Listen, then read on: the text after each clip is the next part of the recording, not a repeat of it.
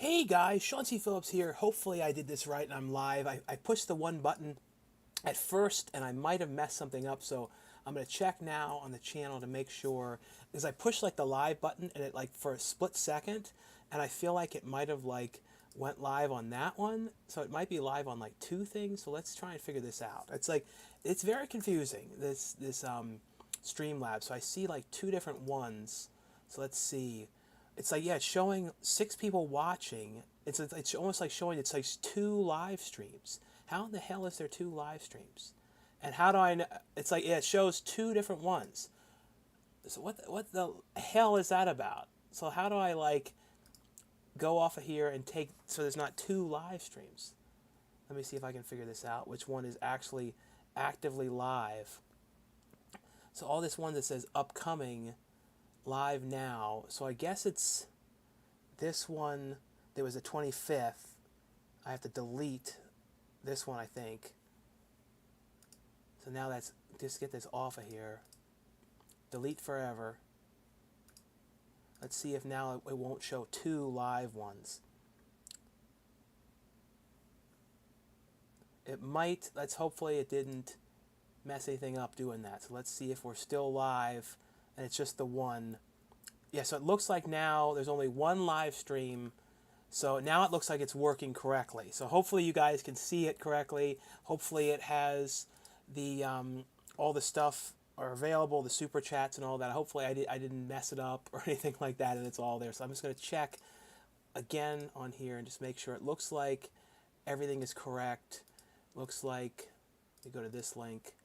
Always so confusing. So does it have the, yeah, super chat? It has create a poll. Yeah, so it has all the options. So yeah, it looks like now it's right. I have no idea though why it was doing. It literally was showing two different active live streams at the same time. So I don't know what was going on. So I guess for a second it was, it was live on two things. So guys, feel free to ask though any questions you guys have. I've been trying to do these live streams for the most part every single weekend, and I've read them for I think I've done it now 3 weeks in a row, and I do them sometimes Fridays too, but usually always Saturdays, and usually around this time is when I've been sort of sticking to. So it's kind of around like the 8:30 to 9 o'clock time, Pacific time. So let's see, we'll start going through the questions and stuff like that and everything. And also, too, some of you guys that have ordered the Amityville Karen Blu-rays from SRS Cinema, that's the distributor that's releasing the film. There's two different versions of the movie. That's the one that I directed, one of the ones I directed that Lauren Francesca stars in. But that one, you can get the limited Blu-ray from SRS's website, SRS Cinema's website, or on Amazon you can get the DVD. But anyone that ordered the Blu-rays, those have started shipping out. So some people have been posting pictures and stuff like that. So if any of you guys did pick up Amityville Karen, definitely feel free to put pictures up on Instagram. And also if you do reviews too, feel free to do a video review. I'd love to hear what you guys think of it and everything. I'm really, really excited for you guys to see that one. That one was definitely, out of all of the movies, when it came to just the way it was put together, it was the smallest of all the films, just budget-wise and everything, because it was me holding the camera in like 95% of the movie. It was just a smaller one, because all the other movies were done with a bigger crew and stuff like that. But I don't know, that one was just a small film, but I really like it. I feel like it is kind of in the style of the old Donna Murph stuff that I did, and I really like the way there's a couple of scenes in there that I really, really like. Like, my favorite scene when you guys see it, without saying too much, is definitely the scene with Mike Ferguson's character in the RV when he encounters Karen. That's definitely one of my favorite if you guys pick up a copy. And then probably the pool boy scene too. Those are two of my favorite ones, in there. So let's see. Will Gabe be the star of the picture and all that? The other one stopped. This one is the real deal, brother. I just see you on your channel. Yeah, so the other one stopped. That's good. Have you seen the new Beavis and Butthead? No, I don't have Paramount Plus. If anybody has a Paramount Plus, I don't think anyone. I don't think you can share Paramount Plus accounts though. You know what I mean? Like, because remember back on the day everyone was like, oh, if you had Netflix and a friend had it, you could share it. So I don't know if somebody was like, oh, Sean, you could borrow my Paramount Plus account and watch it, but I don't think that it works like that. I really don't. But I'm gonna have to probably get it because I really want to watch that. And there's this other thing on there which, for some reason, I don't want to lie, I really want to watch that. Is the this movie with Bryan Cranston, like when he's like trying to win the lottery, and for some reason, like I always like movies like that. Like I like the movie Lottery Ticket, even though I know it wasn't a great movie, but I usually like movies that deal with lottery and like winning money or acquiring a lot of money. I always like, I don't know why, I've always liked those type of movies. So like that's one of those ones I really want to watch. And someone says, have you watched Jurassic World Dominion? I think me and my brother actually decided we're going to probably go back to the theaters again finally, because I have not been back for, because everything that started in the world with all this stuff. So I think I'm definitely going to do it again because we really miss it. And what we're going to probably do is see Jurassic Park, the new one, and or Jurassic World, and probably see it like in a week or so. By then it's, won't be as busy, and probably see it like on an off day too, is what we're kind of thinking. I love your movies and your YouTube videos. God's blessed. Well, thanks so much. Top Gun was disappointing. I was never the biggest fan of the original Top Gun movie for some reason. So like I wasn't like that excited to see that one. Let me just go grab a water. Like I was never really that, like I said, that excited for those movies. Like I don't know why, like Top Gun like wasn't like the kind of movie that I like too much. Like there's some movies that I like, and like I don't know, I couldn't get into that one. Let's see. Hey sir, just have you watched Beavis and Butthead Do the Universe? Like I was saying, I have got to, if somebody has it, but if not, I'll definitely get it because we want to watch it. I know my brother wants to see the new iCarly stuff that's on there too. What's your next project? Me and Lauren are going to be announcing it soon. We're basically what the next step, the first big step on before we announce the project is we get the poster put together. So then we work with a poster artist and get that all put together. So that's the first thing we're going to be doing, and then we'll have like the crowdfunding and stuff like that for it. But really excited. Like it's going to be this fall we're doing it, but I really can't wait. And we'll probably by I'm thinking we'll probably do two things the rest of this year, two more movies is what I think. And probably something in the fall and then something like December time is what I usually like to try and do, something around December. And it's a good time too then, because a lot of the big studios are not making as many movies around that time, so you can kind of get some actors that maybe wouldn't do stuff at certain times. You can get them around that time because the big movies are not shooting. So a lot of people will do smaller movies then. It's something a weird thing I learned a long time ago.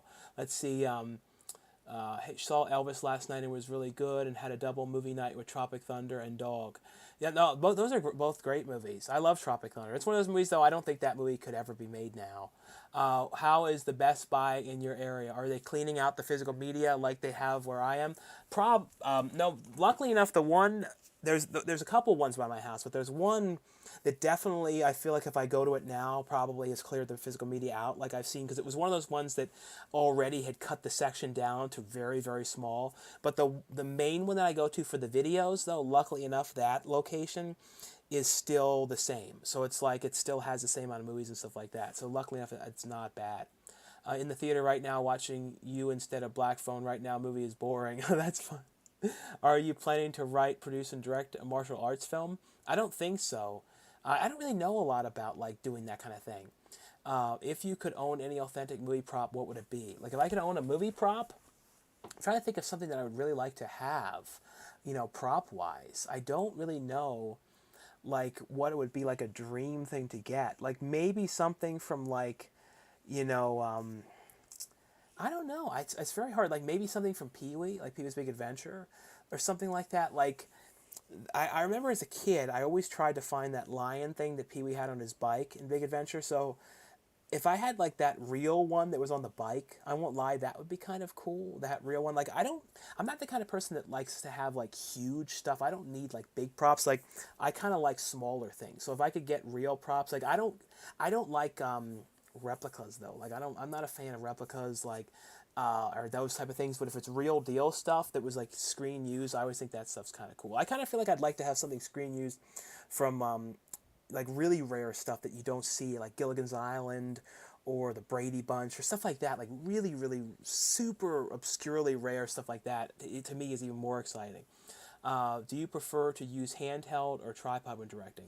Well, I don't usually well, I held the camera like I said for Karen, but I'm never gonna do that again. I have back problems and shoulder stuff, so I never could do it like that and actually do a production like that. I mean, I can hold it for like a little bit, but I definitely prefer to do handheld. I'm not a big fan of tripod. Even like the movies that I do, if I notice that it's like getting heavy on the tripod, it kind of annoys me a little bit because I'm just like I don't particularly like lots of like steady shots. Like I like some movies where it's very steady shots, like in Napoleon Dynamite. Like I love the way that that's basically shot. Like everything is an old picture in a strange way. It's very stagnant and looks like really almost like those awkward family photos. The whole thing, this like weird. I don't know. It works for that, but I'm not a big fan of like for horror movies, like Midsummer stuff like that. It kind of works. You know, really weird ones that deal with like the feeling of claustrophobia and all that, but I don't really do that type of vibe, so I don't like that type as much. Let's see, tomorrow night will be The Unbearable Weight of Massive Talent and Morbius. I love both of those ones. I was very surprised. Watched Black Phone, it was amazing. So somebody liked Black Phone. Keenan and Kel's on Netflix. I heard that. I wonder if they have all the ones on there though, because I know when they put it on. Because they released some of them on burn-on-demand DVDs, and there was a bunch of episodes missing. From what I remember, there was like a handful, and I think it had to do with like the music and stuff in them. So I'm wondering if all of them are there or not. My little brother shares his YouTube Premium with me, no ads. Yeah, I never did YouTube Premium. I never got that. And the thing is, to me, like I don't like YouTube Premium because like the only way I make any money is YouTube. You know what I mean? So it's like through the ads. So it's like if you don't have the ads, then they don't make any money on the videos. So let's see. Have you caught what? Yeah, that. Yeah, I actually did. The whole house did like 2.5 weeks ago, or right after the horror convention. So yeah, we all did. We're all okay now, and we all got past it. But yeah, and I had it before. I think in January, right before I did Woods Witch, because I remember like Lauren got sick too right around then, and I remember like, and then I think I felt the same thing because we were both trying to go up the hills. We were having a hell of a time, like that real exhaustion stuff that you get after it. So I think it was like right around that time. So I think I probably had it at least 3 times, and I think I did right in the beginning before anyone knew what it was too. Let's see. Have you ever seen Survivor Quest? Yeah, that was a one. I remember Reggie Bannister was in that, and Lance Henriksen. That was pretty good. Do you have the Sopranos Blu-ray box set? Any issues with it? No, I don't have that. Me neither. I don't like Tom Cruise. Have you watched Lightyear yet? Lightyear? No, I have not watched that one yet. A favorite Liam Neeson movie? I don't know. Like, I feel like it's like strange to say Taken, but like that was like the movie where I feel like I really noticed him. I know he's been in a lot of other stuff, but like I kind of like those kind of movies that he does. Have you been in touch with MJ at all over these years? No. I thought he came. I think it was 5 years ago. He came back around for like a little bit and acted like he was going to move out here, and then he didn't end up working out. But other than that, he's just went totally MIA now. Let's see. Have you watched? I talked about that. Are you going to see Sonic 2? I watched some of Sonic 2 on I think Epix, that channel. I wasn't getting into it that much for some reason. I don't know why. I might have been in like a weird frame of mind. You know what I mean? Like I feel like if you have to be in like the right frame of mind to watch certain stuff. So I think it might have been like I just wasn't in the right frame of mind to look at it. They are remastering the old Beavis and Butthead show with the original music videos. I saw that on there. Have you ever met Catherine Mary Stewart or Kelly Maroney? I've talked to Kelly Maroney a lot, on Facebook, and I met her at Comic-Con. I've talked to her about some of the films too. I would love to work with Kelly Maroney in a future movie. Definitely to Catherine Mary Stewart as well. I think I know I'm friends with Catherine Mary Stewart on Facebook too, but I haven't really spoken to her that much. But Kelly Maroney though a lot. Let's see. I see a $5 super chat here from Thanos, and that's HAZIDIMITRIOU. And thanks so much, Thanos, for the $5 super chat to the channel. He says, have you seen The Black Phone yet? If so, what are your thoughts, Sean? No, I haven't seen that yet. I really do want to watch it. The trailer, though, looks really good. And I remember hearing, too, that it was shot way before everything that happened in the world. So it was like, I guess it was originally supposed to come out like or May 2020 or something like that. So it was been done for a really long time. But it looks really cool though. It's definitely one that I really want to see though. But no, I have not gotten to see it yet. But if I do get back to the theaters in a week or so, which I think we're going to, then I'll probably, like I said, I think I want to see Jurassic Park one first. Because I feel like I literally every single Jurassic Park movie ever, since the first movie I've seen in theaters. Like I remember, seeing that original movie in theaters and like how the big thing. I remember like even the bus driver was talking about that movie. I remember like I was in elementary school and she's like, "Oh my god!" And I think I was like in the first grade or something. She's like, "Oh, have you seen this movie?" And everyone's talking about it. You have to see this movie. And I'm like, "Oh no, I haven't seen it." And then I remember I tried to see it with my dad that night, and then it was sold out. And I remember it was like this big to do, and then we didn't get to see it for another week or two. So it's like I've always seen all those movies. I remember seeing Jurassic Park 3 in theaters, and that one, I remember like I had a really bad experience with that one though, because I ended up getting like a big drink, and then the lid popped off of the drink, and I spilled the drink, and it spilled all over my pants, drenched my pants, and for some reason, I was wearing the worst type of pants you could imagine. Like they were like shorts that were like, I think they were like white or something for some reason. I don't know what I was doing. So you could see them. It looked like I pissed the pants. So then I had to try and like race to the bathroom and figure out how I was going to dry the pants. It was like this big total to do. So I always remember that when I think of Jurassic Park 3. So yeah, like I said, I do really want to see that one. Let's see. I talked about that one. Trying to make sure I don't miss anything. You still live with your mom? Yeah, I still live with my family. Are you excited for The Heat on 4K? I don't know. I might get that one. I like that movie though. Someone says go to sleep. I don't. It's only 9 o'clock where I am. Do you think Austin Butler can win Best Actor? Maybe he will. Thoughts on The Princess Bride? I like that movie. That was one of those movies that I only saw more recently. Like I saw that maybe like 6 years ago or something for the first time. It's like, some movies like that. It's really weird why I don't see it till way too late.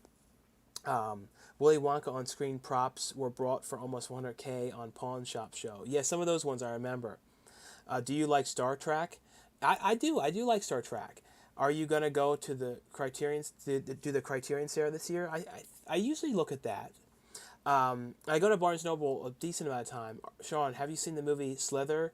If so, what are your thoughts? Yeah, the James Gunn movie. I like that movie. I thought that was a really fun film. Hey man, what's your favorite Kubrick movie? I would say probably The Shining, then Clockwork Orange, and then Eyes Wide Shut. Eyes Wide Shut though, to me is the most visual to me of like the style that I like, and I really like things that deal with weird kind of characters that are sort of shifty eyed and like that's what, and there was a lot of that in Eyes Wide Shut, and I do like that stuff. I love stuff that deals with really strange like cults and like especially strange sex cults. I'm not gonna lie, I love those kind of weirdo things like that. So I love that movie. That's a really good strange movie. It's really very long, but I like that kind of stuff sometimes. It's I don't like all that stuff, but that type of movie is definitely my kind of like style. I like the looks. I'd love to do something kind of like that. At least have like a movie with a party scene kind of like that in it. Have you seen The Novice? Amazing. No, I've not seen that one. If you could go back in time and see any movie in the theater or its premiere at night, what would it be?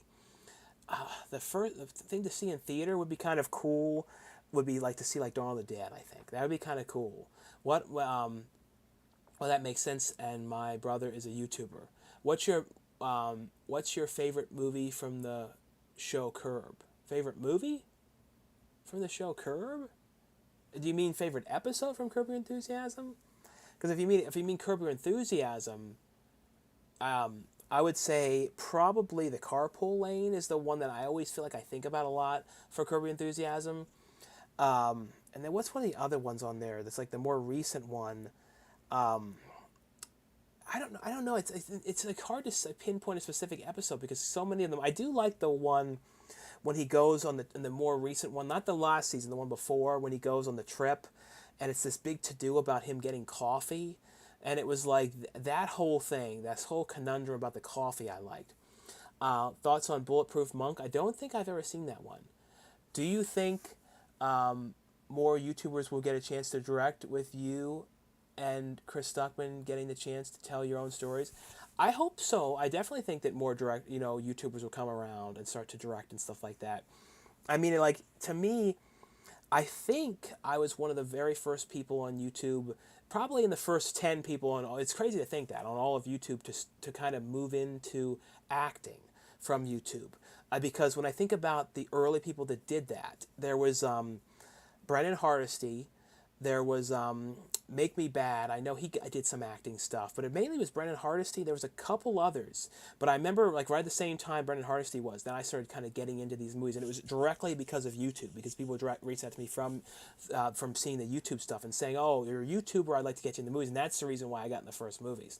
So it's like I think that was kind of more one of the first things I did before the directing stuff. Let's see. I see a $5 super chat here from Thib Travels. Thanks so much, Thib Travels, for the $5 super chat to the channel. And they said, what do you think of the lack of new media releases at Walmart and Target spells for physical media as a whole? Didn't find Northman 4K until yesterday. No, it's the thing too that's sad is like Target, I think we're going to see physical media go pretty soon. I think in the next couple years, it'll be to the point where you might just see a couple Marvel titles, and honestly, at some point, no one wants to hear this, but Disney's definitely going to do this. They're going to cut physical media, I think, of all the Marvel stuff and put it on streaming, or they're going to create another streaming service called Marvel.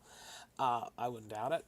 Or it's going to be an upcharge on there and for all their Marvel stuff, and that's the only way, and they won't have physical discs.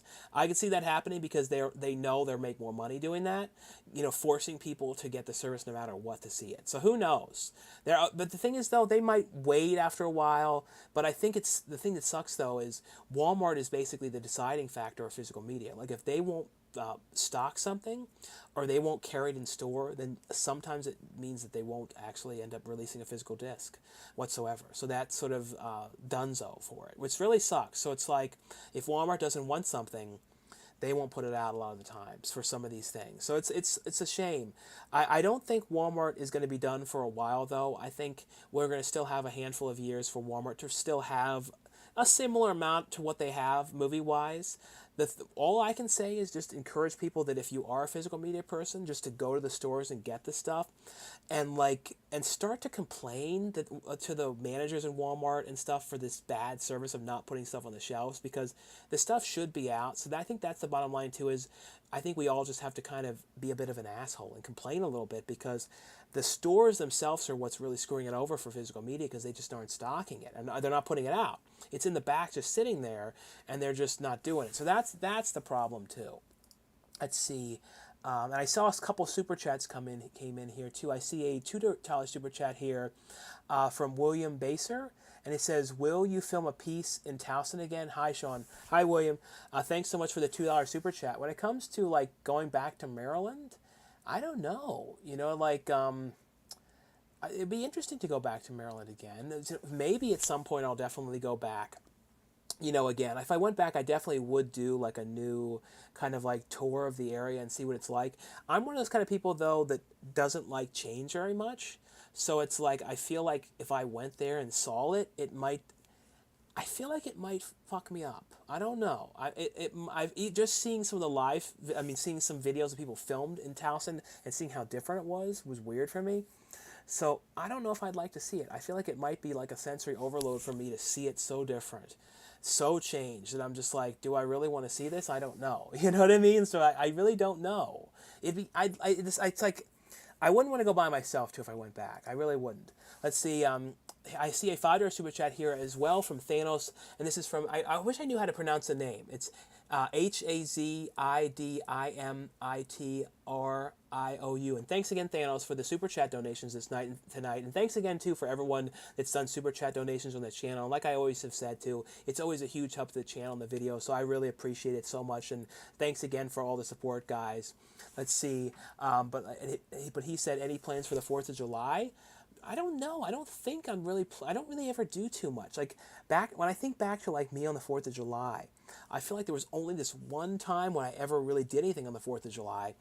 And it was back in the day when there was I was a kid, and this one friend of mine named Sarah, I remember we went to look at the fireworks. And I remember she had these like brothers and stuff. They were always causing mischief, like these real mischievous guys. And I remember like we found some kind of glass bottle, and I remember like I threw the glass bottle up in the air and it broke all over the place. And then her father, and like I always called him the Wallace J because he always kind of freaked me out. He was kind of like the dad from People Under the Stairs. He's like very scary, and like he was like screaming at me and made me try and like pick up the glass, and I had to try and figure out a way to sweep it up. And it was like, oh, it was one of those things I always remember. So like it's like, you know, I don't, I'm one of the sort of people where like if I had something bad happen or something weird happen, I can't not think of that. So like, and that's why I think I have PTSD from Scream Bloody Murder, is like it's just because I have that personality type. So like when I think of 4th of July, the first thing I think of immediately goes to me throwing that bottle up in the air and getting yelled at by Wallace J. It's like it's just this weird thing.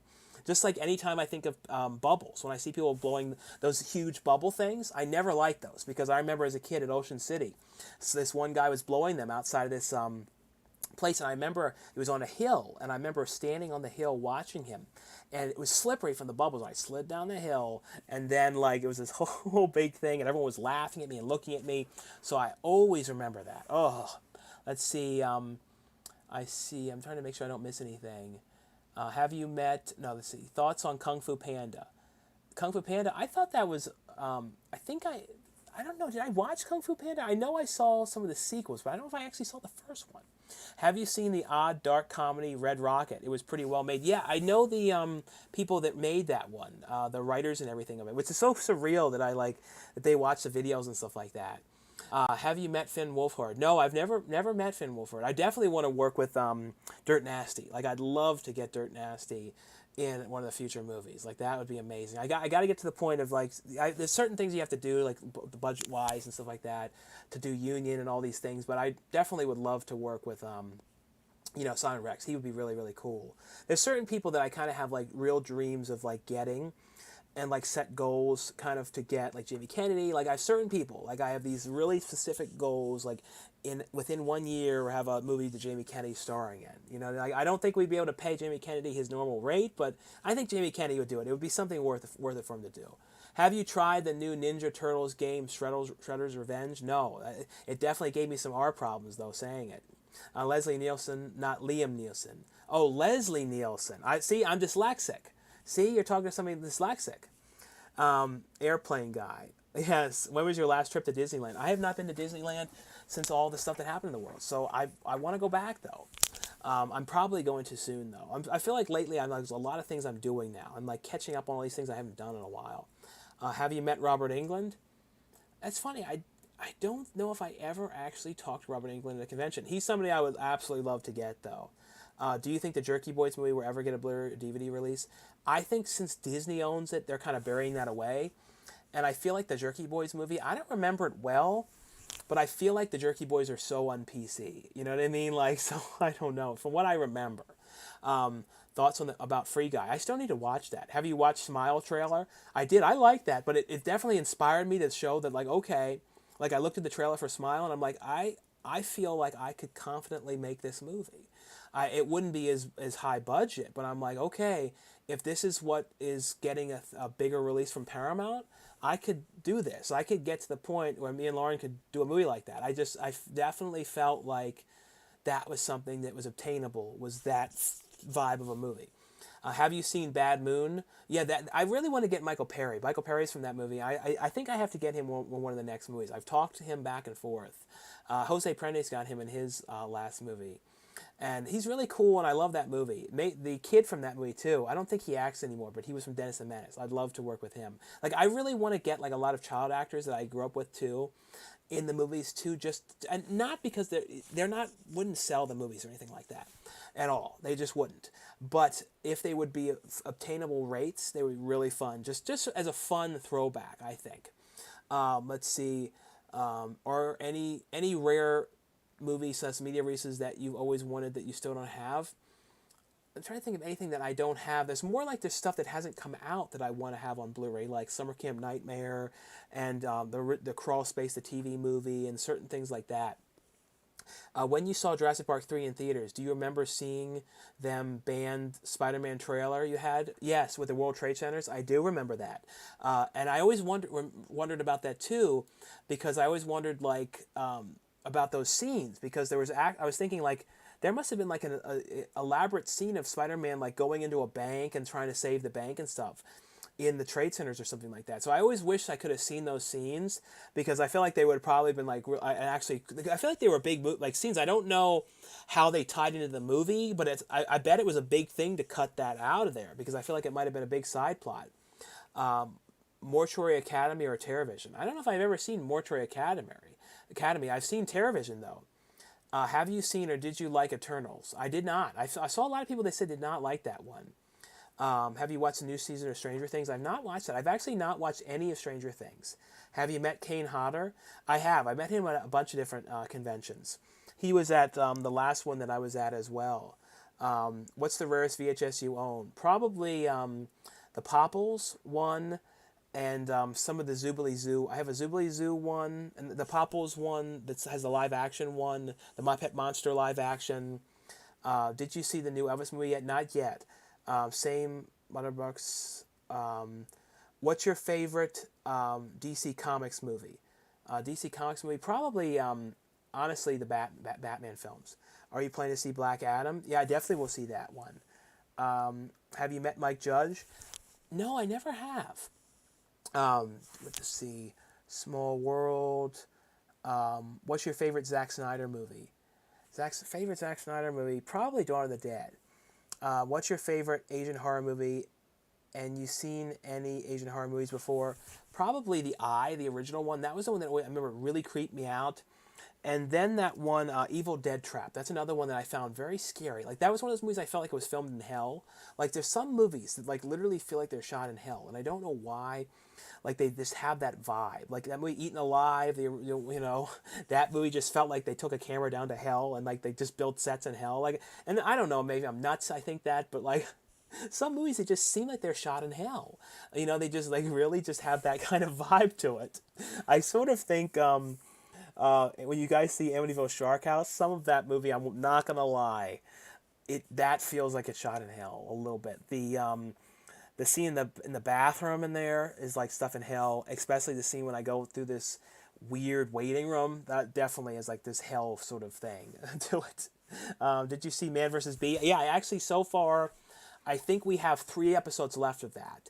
I'm really wondering if Man vs. Bee was originally made as a movie, and then he just cut it down to episodes. Or I don't know. I'm really curious about that. But I love it. It's honestly, though, Man vs. Bee is basically Man versus Mr. Bean. You know what I mean? Like, I think that's pretty much almost what it is when you really think about it. It's pretty much Mr. Bean, but more of a normal guy.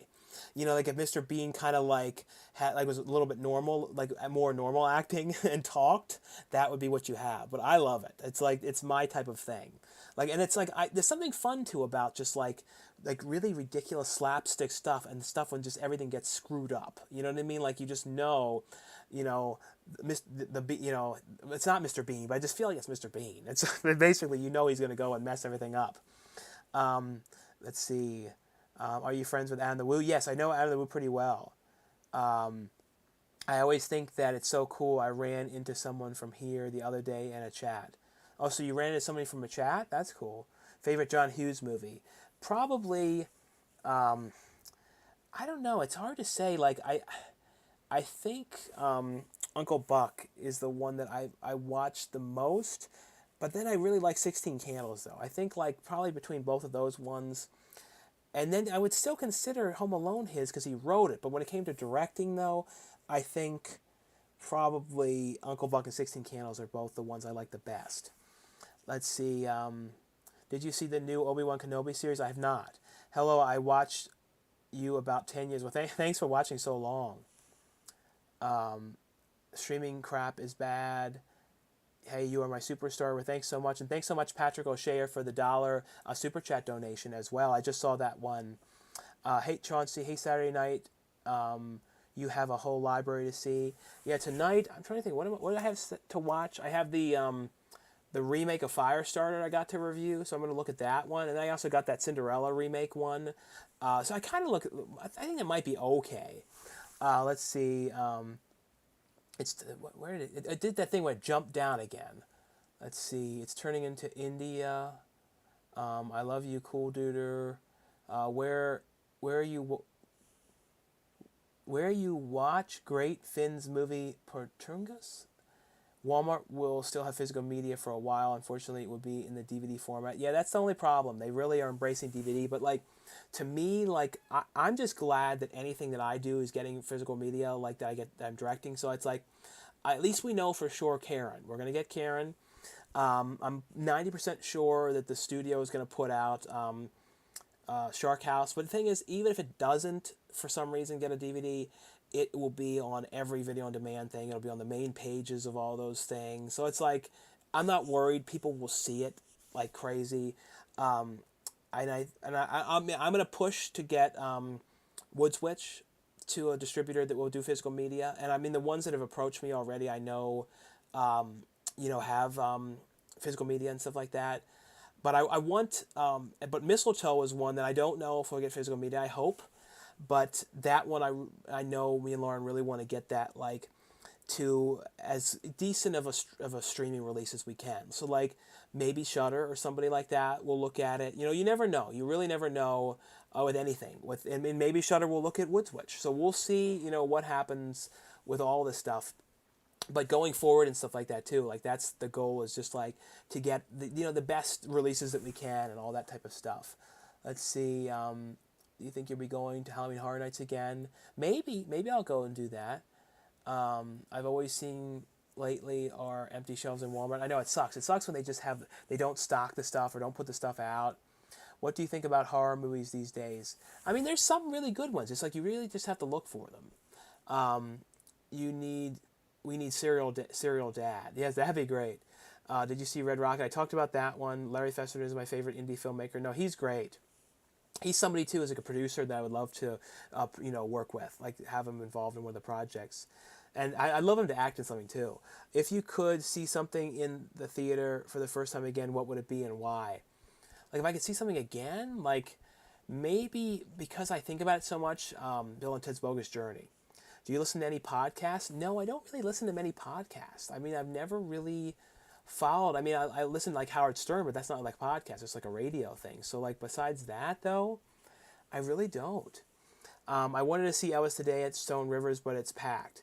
That's the one thing too they were talking about on Howard Stern or something about how people nowadays want experiences and they're going out more so than ever, and I think it's just like people are so sick of it. You know what I mean? Like the world though has done some very bad things lately, like yesterday and stuff like that, and it's just like it sucks that there's just some. It just sucks. It just sucks that like we've gone back in some ways with so many things, and not in some ways, in many ways. It just sucks. It's like the world is just going, at least in America, is doing some very weird things these days, and stuff. But it's like I just feel bad because it's like not everybody is like this, and it's I don't know. Let's see. Have you met Jason Priestley? No, I never met Jason Priestley. If you could talk about that one, I see Batman TDK gave $1 super chat. Thanks so much, Batman TTK. Let's see. What do you think of the horror movies You Are Not My Mother and The Twin? Haven't seen those ones. Have you met Ian Ziering? I saw him. There's actually a video, I think, at one of the Days of the Dead conventions when I was walking around with Jonathan Tierston, who was in Sleepaway Camp. I haven't talked to him forever, but I used to be like decent friends with him back in the day, like back in like 2008, 9, 10, and then like up until like 2013. And the one video, you see him like say something like, "Oh, to Ian Ziering, have you met Cool Duder?" And he just like looks with this weird look and walks by and stuff. That's right down from me, Stones River. Have you seen Black Phone? Can you make a sequel to Serial Mom called Serial Dad? The thing is, though, that story is owned by, John Waters and everything. Have you seen the 1995 movie Kicking and Screaming, not the Will Ferrell one? No, I've not. I didn't even know that other one. Thoughts on Chucky 4K set from Scream Factory? Are you planning on getting it? I probably will. Knowing. I mean, but when it comes to like stuff like that, though, like I rebuy certain things more than others, so I don't know though. Like. I feel like I would definitely like to get, I feel like out of all of them, when it came to like rebuying them, I've rebought the second one the least probably. So I feel like maybe I just get the second one because I bought some of them so many times throughout the years. Get Amber Heard to play a small role should be easier to get now. No, I think Amber Heard would be very interesting. Have you met Warwick Davis? I saw Warwick Davis at a convention. I think it was called like CreepCon or something like that. Back in the day, it was this amazing convention that only ever happened once. It was in Baltimore. It was one of the earliest conventions I ever went to, and it had all these amazing people. Like it was like he was there, and all these people that don't normally sign too much, like Chucky and Brad Dourif, because Brad Dourif kind of comes and goes for signing, but at that point he really didn't sign much at all. There were so many interesting people, but I remember I didn't get an autograph from him, and I regretted doing that. That was back when I really got autographs. I don't think I've actually bought a new autograph in like, I don't know, maybe seven years or something like that. Like, I don't know, it's like, it's weird. Like, I'm like thinking to myself, I'm not going to go to a convention and like pay for an autograph. It's like, I want to work with these people. I want to get them involved in the projects that me and Lauren are doing. I'm like, I don't want to like, be paying them for autographs and like fanboying, you know what I mean? Like, so like, no. So it's like, it's kind of weird to think about stuff like that. How like so much stuff changes in your life and what you do. And it's just so weird. Let's see. My little brother goes to MTSU getting his doc in perpetual science. I live off 96. Have you seen Lightyear? No, not yet. Thoughts on Event Horizon? That's a very, very scary movie. Thoughts on Jerry? Have you met Jerry O'Connell? No, I never have. For some reason, I always feel like I met his brother. He has like this brother that looks just like him, who's been in some really, really, really low budget like horror movies and stuff. And I just had this strange feeling that I met his brother. And I do not know why, but it must have been on something, or I must have seen him at something. I don't know why, but I'm like convinced that I saw him. Let's see. Watch Eternals. It's good. I promise you. The remake of Dawn of the Dead is one of the best remakes ever. I think it even like it more than the original. No, I agree. I don't think I like it better than the original, but it's very close, and it's a very good remake. And it was one of those ones too. It's when it comes to like a lot of remakes, I feel like you can watch them once, maybe twice, and you're like, okay, it's all right. Like the Dawn of the Dead remake, I've actually legitimately watched that movie throughout the years a lot. Like I probably watched that movie like maybe 6 or 7 times, which is a lot for me for like a remake. A remake like the Texas Chainsaw movies. I feel like those remakes I probably saw maybe twice each, maybe. Texas Chainsaw, the Hills Have Eyes remake, maybe 2 times, 3 times. So I think that was one of the most watched remakes. And I think it may have even been more. It may have been more like 10, that one. Let's see. I get lucky now and then. Been watching him for years now. How do you feel about how the pandemic has actually improved the way we make goods and services easily accessible since we've been quarantined? Yeah, I know it changed like the way you get stuff a lot. It really did. So, I mean, I don't mind some of this stuff, but then it's like, it's weird too. Like, in the parking lot, there's all the spots are like taken up now by like the pickup things. And then like so often no one's ever using them now because they were using them all very early on and everything. And not as much now. So like, it's kind of weird, like all these spots that are like, I don't know. That's a one weird thing. Let's see. Did you see the indie horror movie, The Petrovsky Tapes? Really scared me. Very well done. Yeah, I remember that was one of those ones too that for a long time was like very, very rare and like never got released, and it was always bootlegged and stuff like that. Have you met Eric Estrada? Yeah, I met him years back at Comic-Con. Are you gonna watch Nope? I think it looks okay. I mean, I'm not gonna lie. Like, when I saw the other Jordan Peele trailers, I was like, wow, these look really, really cool. Like, I'm really excited about this.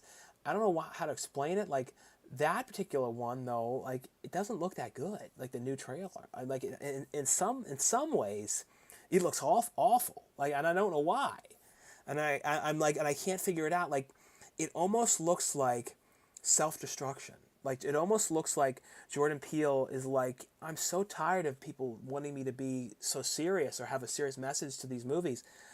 He's like, fuck it. I'm just going to do this weird-ass movie and just make it strange, as odd as possible. Because it felt, to me, it almost, the new trailer for Nope kind of almost felt like a Key and Peele sketch. Almost like a trailer for something on Key and Peele. When the other movies felt like these really like, wow. And the first trailer for Nope I thought was a stronger trailer. But then when I saw the second one, I'm like, what are they doing with this movie? It's like goofy. And it's like, and I'm not seeing anything in it that's looking that cool to me. And then like that burn victim kind of thing that you see, I don't like that. It's like, I don't like things that look like that, and it creeps me out. I don't know. I'm not gonna lie. I'm not excited about it. I was so excited for Us, and I loved Us, and I absolutely loved Get Out. Like Get Out is like an amazing movie, And it's like it was so I remember too, like when I saw the ending to that movie, I was like, oh my god, it like was like it's just a great fucking movie. Like, but then you see the Nope trailer, you're like, I don't know. It looked more like what you thought a second movie. Because like usually when you follow up with a movie, that's what can sometimes happen. I don't know. I feel like maybe it's just a bad trailer. That's what I'm hoping. Let's see. How do you feel about how? I talked about that one. Where do farts come from? From your sphincter. Let's see. Can you make more videos on maintaining your weight loss? Yeah, I definitely need to do more of those type of things. Same here. Do you like Bugs Life 1998? I do like Bugs Life. I saw that one. I remember seeing that one in theaters. I just watched the movie Hoarders VHS to DVD and Beyond, the documentary. So I have relatable. I have a basement full of VHS tapes that people have been telling me to throw away. But yeah, the thing is though, VHS tapes now are become very valuable again. So if you don't throw them away. Honestly, try and sell them if they force you to get rid of them. And some of them are worth getting graded apparently. Let's see. What's the rarest VHS you have? Like I said, I talked about that a little bit ago. I think it's probably the Zoobly Zoo one, the My Pet Monster live action one, and then the Popples live action. I think those are some of the real rare ones I have. Did you watch Men? No, I haven't seen Men. Thoughts on Spit on Your Grave? I like the remake better because the original one, I really, really dislike the lack of music. I'm one of those kind of people that is really big on music, and like the lack of music in there, to me, I didn't care for that. And I like the revenge aspect of it. It was revenge, but it was a very hard movie to watch. And like, I don't know. I don't like movies that are very violent to women. I really, really don't like that. Even in the movies that I do, and the stuff I'm doing with the movies I'm doing with Laura and everything, I don't put a lot of super, super, super violent stuff to women. It's usually more to men. There's some, but I don't know. I don't like heating. I don't like. That's why Martyrs is like to me the hardest movie to watch of all time, and it made me physically sick. Like Martyrs, the original Martyrs. I mean, like I was so ill from that movie just because of the violence towards women stuff in that just bothered me so much. Let's see. I see a $5 super chat here from Carbonate. It's Carbineone. So it's Carbine on. I think it's Carbine on. I'm probably saying that totally wrong. But thanks so much, Carbine on, for the $8 super chat to the channel. And he says, Duder, I miss your old basement. It was so retro. And the one time you went to MJ's grandma's basement, it was so funny. No, I know that was in the one of the Around the Towns or something. It was like in MJ's basement. What was it called? Like his grandmother's house, I know it was Christmas though. But no, the thing about that basement though was like, the thing about it was like I miss it in some ways, but then not in other ways, because it was like there was definitely some mold stuff down there, and there was things were not perfect down there, and I really do like the setup now because I like how it's its own room, and it's like the thing too is that it's like in order to have had that basement, I had to have been back. It would have to be back in Maryland, and I don't want to be back in Maryland, and it's like I like always look at like. I don't know what it is. I guess just because of these experiences I've had and stuff, I always like look at my life and like look at things and like study things and think about like how things would have been differently if I didn't do this. And it's like I always like pinpoint nowadays. I'm not going to tell you guys what they are because like certain people know. But I keep them to myself, some of this stuff. But I just know that certain things have to happen in certain ways, and it's like, and that's kind of the way I always look at it nowadays. Let's see. So I don't miss that basement. I really don't. I mean, like, when I think about it, there was like a lot of memories down there, but it's like, it's preserved so much in the videos and stuff too. Let's see. Where was this?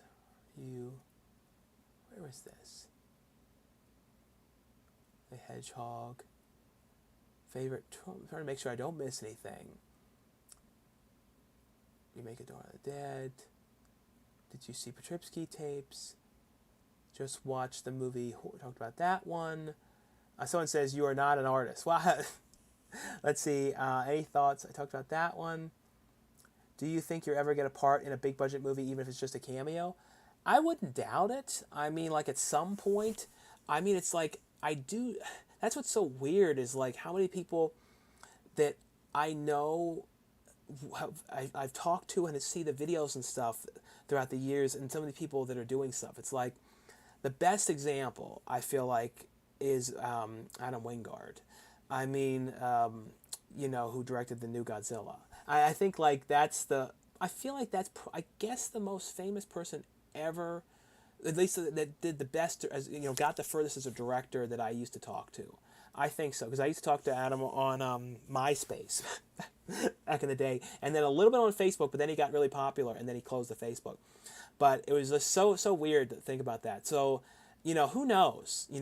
I would definitely love to try and just like, meander my way into a small role in something. But it's not my goal anymore. My goal now is to just keep doing these movies and to keep growing doing the films with Lauren and just keep getting bigger budgets and keep getting better releases. Continue to get cooler and cooler actors, and that's like the people that we always want to work with, and that's really my real goal now. I feel like I've done a lot of the acting. I've done that, and when stuff comes along, I'm going to do it when it's good stuff. But I'm done with the really really small level acting. I don't want to do that anymore. If it's not like a $100,000 thing or up, I'm not even going to mess with it anymore. Like I don't know. I've kind of like, I did it all. I did a lot of that. I did like 100 plus of all these small little things. So now because I've been turning down a lot of little like self-film cameos lately and stuff. Because I'm like, I'm not going to do that anymore. Like there's certain people that I definitely would do them for, that I really like Proportions for Productions that, they're doing the Winnie the Pooh movie and stuff like that. I shoot stuff for, but like a lot of the days of me doing that stuff, I'm done. I did too much of that stuff, so I'm really concentrating now on these projects with Lauren and really just getting better and better, and like I said, just learning. And like I feel like on Mistletoe, the amount of stuff that I learned on that one was like so much. I mean, there's such a learning experience on that one with just everything, with just working with people and just the whole experience in total. Let's see. Have you been covering what is happening with Ezra Miller? No, I know he's like missing, and there's a lot of weird stuff with him. And I'm sure like Warner Brothers is just like, oh, damn it, we're stuck with that Flash movie, and it's shot and done, and this Ezra Miller is a fuck up, and it's like, what are we gonna do? And it's like, I think they're gonna release it, but it's gonna be probably a loss for them because they're probably, my prediction is, I don't know what they're gonna do with it. You know what I mean? Like it's messed up. Who is the better director, Quentin Tarantino or John Carpenter? I think both of them are very different. I think, but director though is Quentin Tarantino though. Carpenter though makes movies that I think are more fun. Like They Live is more fun, but I don't know though. I mean, like I think Quentin though. Kicking and Screaming, 1985 is my favorite comedy.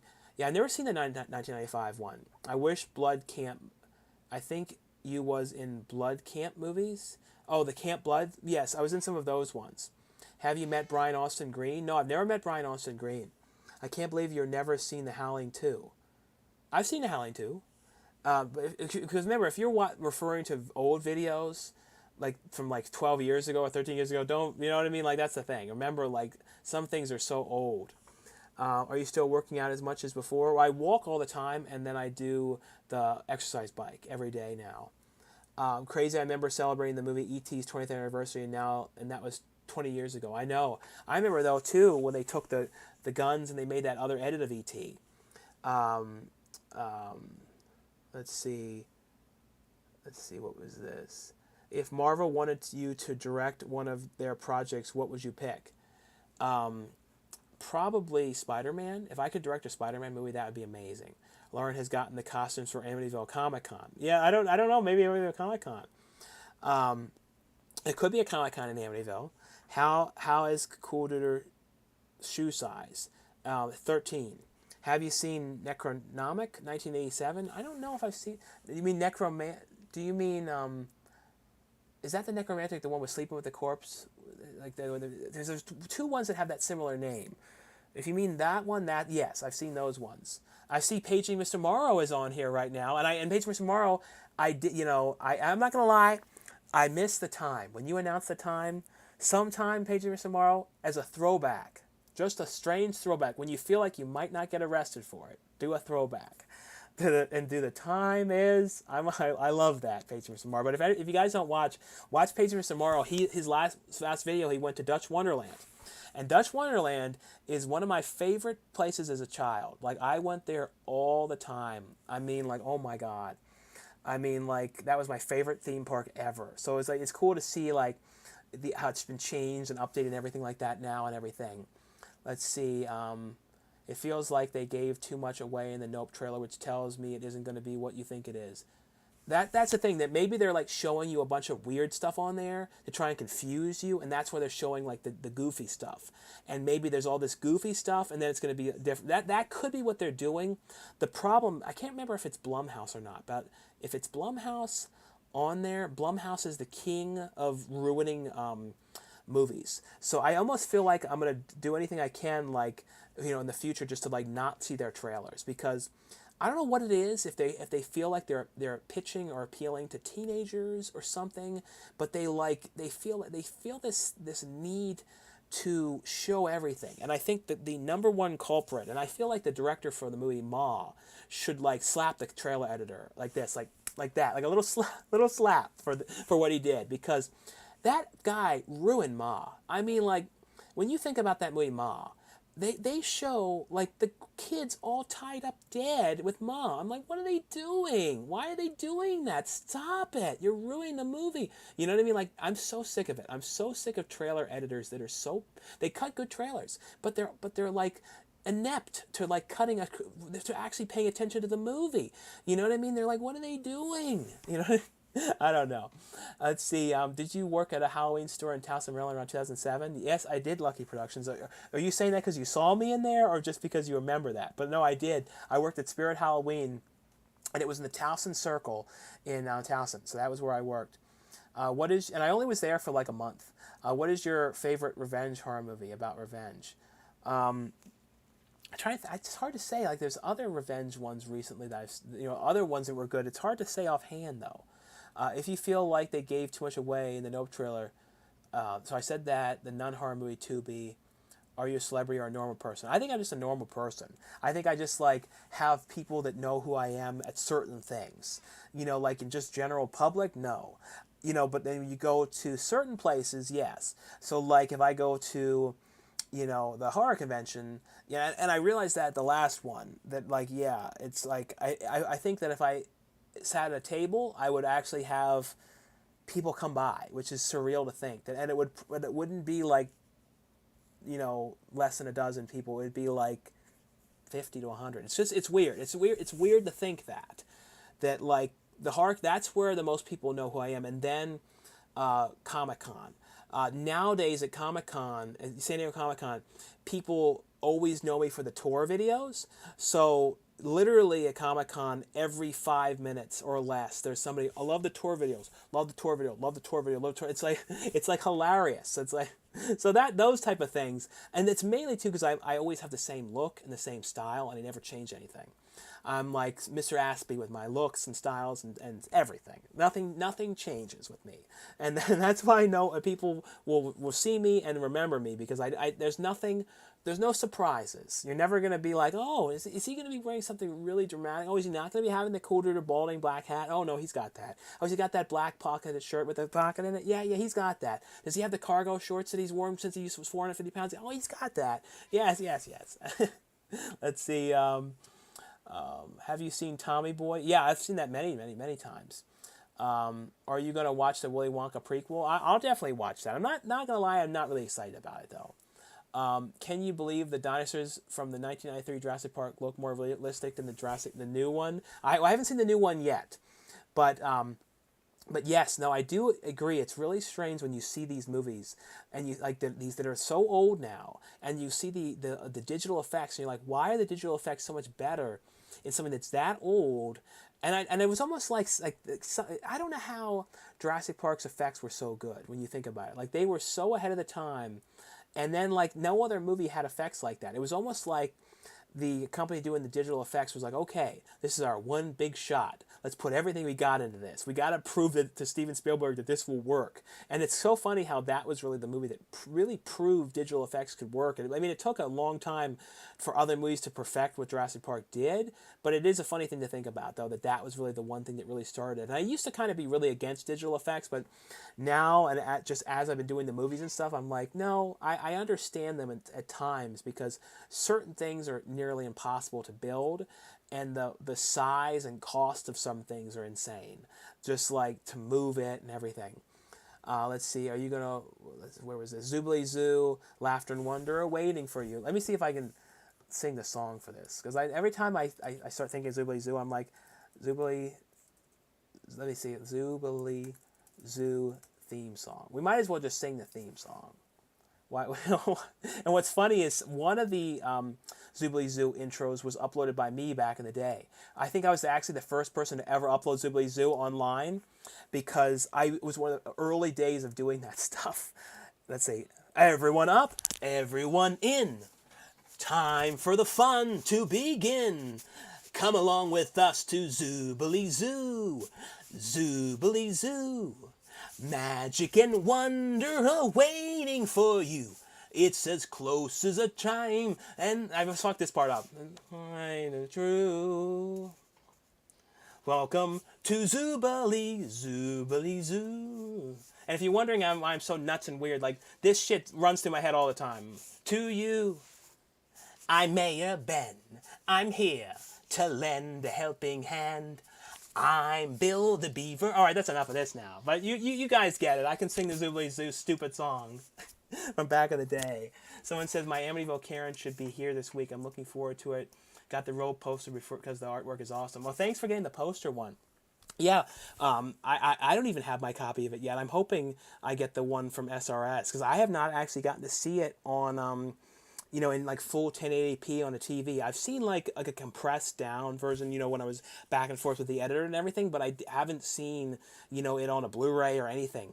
And the one thing too is on the Blu-ray, and I believe it's going to be on the DVD. I'm not 100% sure. I think so though. It has a behind the scenes documentary too. So there's a 35-minute behind the scenes one on there too. It's like really extensive, and it has all sorts of stuff on there. And I don't know. I want to do that on the next movie. Make sure.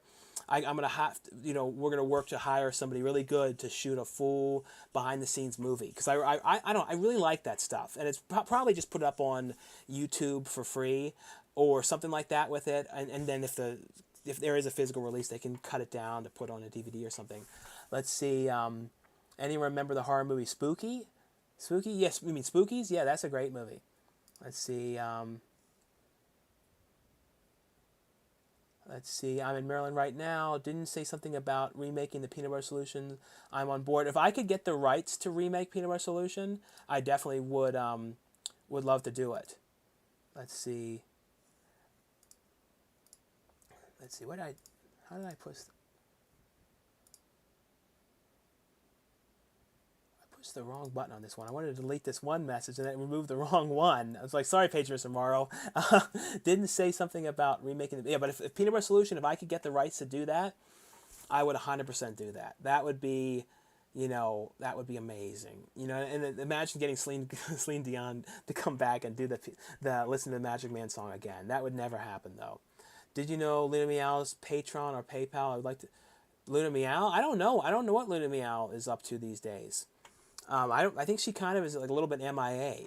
She put a picture up like 3 months ago. No, not 2 months, maybe like a month ago, when it was like the red moon or the blood moon, I think. And then like I said something like, "Oh, Luna only like shows herself at the blood moon. Now go away for another like 3 years." And she's like, "Yes." So I guess Luna's gone again. I have Eyes of Fire, 1980s VHS, weird VHS tapes. Favorite what does that mean? BIPOC director. What does that mean? Laugh I just looked up the Amityville Karen poster. It definitely is great. Well, thanks so much. See Adam the Woo again sometime. Hopefully, hopefully he'll come out to somewhere out here again. You should do a live stream while at the drive-thru sometime. Yeah, that would be kind of cool. Have you met David Hasselhoff? I don't think I ever have. Who is your inspiration? A lot of like horror filmmakers and it was kind of sad. Like one of my inspirations, I think, might be in the Nut House, which is Giuseppe Andrews, which I really hope that's not true, and I hope he gets out of there. And because like he was somebody that was an actor, and then started. He's in Cabin Fever, and to me, like very big inspiration, especially because the kind of characters he plays, like I really like his like delivery and everything. Like I don't know. It's I don't know. Very much inspiring actor. But Giuseppe Andrews, people like Crispin Glover. You know what I mean? Like um, somebody that I really like his work. John Waters, definitely Eli Roth. I feel like Eli Roth too is with Cabin Fever too. That's another it goes back to Cabin Fever a lot. I think that was one of those movies that really put the idea in my head of like the idea that a movie like that could go to theaters and Hollywood would kind of embrace it in somewhat. And Cabin Fever was kind of at the time, there wasn't really a movie like that that. It was very much a throwback to the 80s styles. And there wasn't really a film like that was that vibe or anything. And I know that really put the thing in my head, like, oh yeah, this type of a movie. And I remember though it also really showed me that I like a certain type of movie that a lot of people, Joe Public, do not like.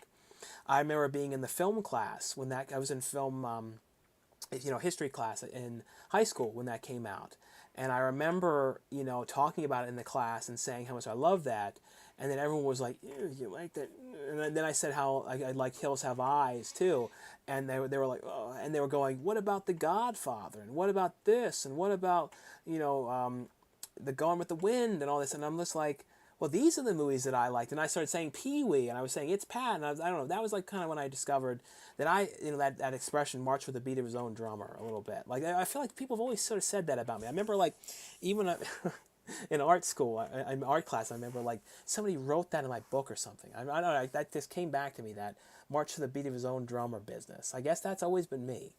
Let's see. Oh, yeah, Pedro Samara says, haha, one day I'll announce the time. Again, one day. No, I know. You got to do that. The time is, and it was amazing when you would do it, and you would do it real loud. Like, I think my favorite one, you did it like in the Wizarding World of Harry Potter Land, I think, at Universal, I think. And I remember, like, it was in the restaurant, and you, like, yelled it real loud. And, like, collectively, everyone, like, looked at, like, this at the same time at you. And then you, like, left. So I always remember that one. Let's see. Wasn't there... What are you doing? Titanic 666 Tubi originals. Aren't you glad you went to those 80s malls and preserved it because that's never coming back? No, I know. Wasn't there a MySpace purge at some point? I know my account was lost in the void. I know, I think so. But no, the one thing too about the malls though, I had this weird thing with like the movies that I'm doing with trying to bring back and like reference certain old things and stuff. So at some point, if I ever get to the point where we have money, more money for the movies, and can like make a real retro kind of mall and like actually build stuff and stuff like that, you'll see that stuff like that from me. I hope, where I can kind of bring back really old school stuff and everything. Someone says, as an actor, who do you take inspiration from? As an actor, like I said, like just a lot of like people too that are like very intense, kind of horror actors, like Bill Moseley and stuff like that, and Clint Howard and stuff like that are people that I really like, inspire me a lot. Is Ghost Shark on Tubi? I don't know. It might be. I like John Carpenter's a lot, but he's made a lot of duds. That's the thing. There's some movies that he's done that are not amazing. That is true. Let's see. Anyone remember horror movie Creepy at Midnight? I've never seen that one. Hey, check out Sean's movies at Tubi. Yeah, there's a bunch of movies that I acted in that are on Tubi. Is there an actor you're dying to work with? I really want to get Michael St. Michaels from The Greasy Strangler. He's somebody that I really want to get. And then I'm trying to think of who that I really want to get. Bill Moseley, 100% in the future. I was talking about Jamie Kennedy. I really love to get to work with Jamie Kennedy in one of the films. So there's like certain people that I just have this like thing that I really want to get these specific people. I don't know, that I just have like plans to, really want to work with, and then give them worth it things to do, not just to throw away and stuff like that. William Shatner for one particular thing. It would only be a cameo, but I definitely have something really interesting for William Shatner. I got to do it soon though, because I know he's old now, but he's getting very, very old. But I have a very, very interesting idea that people would think like, what are you doing, Sean? Let's see. It's the voice I remember. Where do you buy your hats and clothing? You're my childhood hero. Well, the hats is from, where did I get these? I guess on Amazon, I think. And these shirts were from, I think, J.C. Penney's, but they're like, you can't even buy these shirts anymore. But it's just basically pocketed shirts, like plain pocketed shirts. Have you ever seen a movie called Scavenger Hunt, released in 1979? I think so. And he says, also, do you think Silence of the Hams will ever be released on DVD? Well, I have one. Silence of the Hams is available in Germany from Turbine Media, and I'm 90% sure it's a region-free Blu-ray, because I'm pretty sure I put in my regular Blu-ray player, but it was hilarious. That's my type of movie.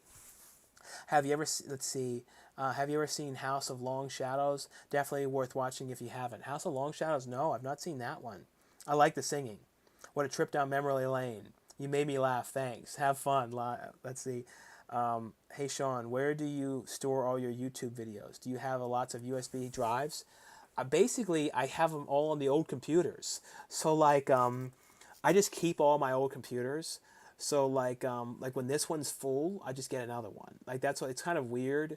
So that's what but I think the next one though, since I feel like they're not as big anymore, the space on them. So when I do get the next one in the next probably 5 or 6 months, I'll have to get a new one because I just run out of space. I'm probably going to get a hard drive to plug in, like one of those better ones. And there's some of those ones that are not terrible, that are smaller, that are 1 terabyte, like Samsung. We actually shot a lot of Mistletoe on those, that you plug them into the camera. But I want to get some of those, or more of the desktop ones or something, so I don't have to keep going to computers so much and stuff like that. But yeah, I think I have pretty much everything. I do have some external hard drives though. I have one on the really, really, really old computer from 2008. And that one is a external hard drive that I couldn't even plug it into the new ones, because it has a weird type of a port on it. And it's a kind of a port that they discontinued. It was the one that the Bluetooth microphone used to use. Whatever this kind of port is, Bluetooth microphone, whatever this thing is, I don't think you can see it in here, but it was that type of a plug that it plugged in through. Let's see. Make sure, like I said, trying to make sure I don't miss any of these things. See, nice singing performance. You should enter American Idol. I'm too old. I think 29 or 28 is the cutoff for American Idol. So fuck you, American Idol. I can't go. But I could go on America's Got Talent though. Like that, I kind of would like to go on America's Got Talent. I don't know what I would do. I really don't. But that would be kind of funny. Are you into disturbing films like August Underground, The Girl Next Door, or Serbian film? Not really. I remember I got the guys from August Underground gave me a bunch of those movies back in the day, and I remember I got rid of them a long time ago because they grossed me out. I don't know. I don't really like stuff like that. Like I said, I don't know. Let's see. Are you? He was also the preacher from Once Upon a Time in the Forest. Hey brother, I'm a fan from West Virginia. Well, thanks so much for watching. Do you ever dream of MJ? No, I don't really think of MJ very much anymore. It's kind of weird. I feel like the only times I really, really think about MJ is when people bring it up in the live streams. It's kind of weird. Sean, as a filmmaker, can you talk about how your movies work in profits through DVD sales, selling foreign rights? Well, I don't know a lot on that because Scream Bloody Murder, or now Cheer Bloody Murder, basically, I can't get into the whole thing on it, but I don't have any control on it at all, and I won't get anything whatsoever from that movie. And then when it comes to Shark House, Karen, and Bigfoot, those were all, I was hired to do them. And basically, I don't want to get into the specifics of it, but I got a certain amount of money to make it, and then I crowdfunded the rest and everything. So those ones, I don't own those either. So I'm going to really learn when it comes to the sales and all of that big time with um, Woods Witch and Mistletoe. So that's where I'm going to really, really learn on all of that stuff.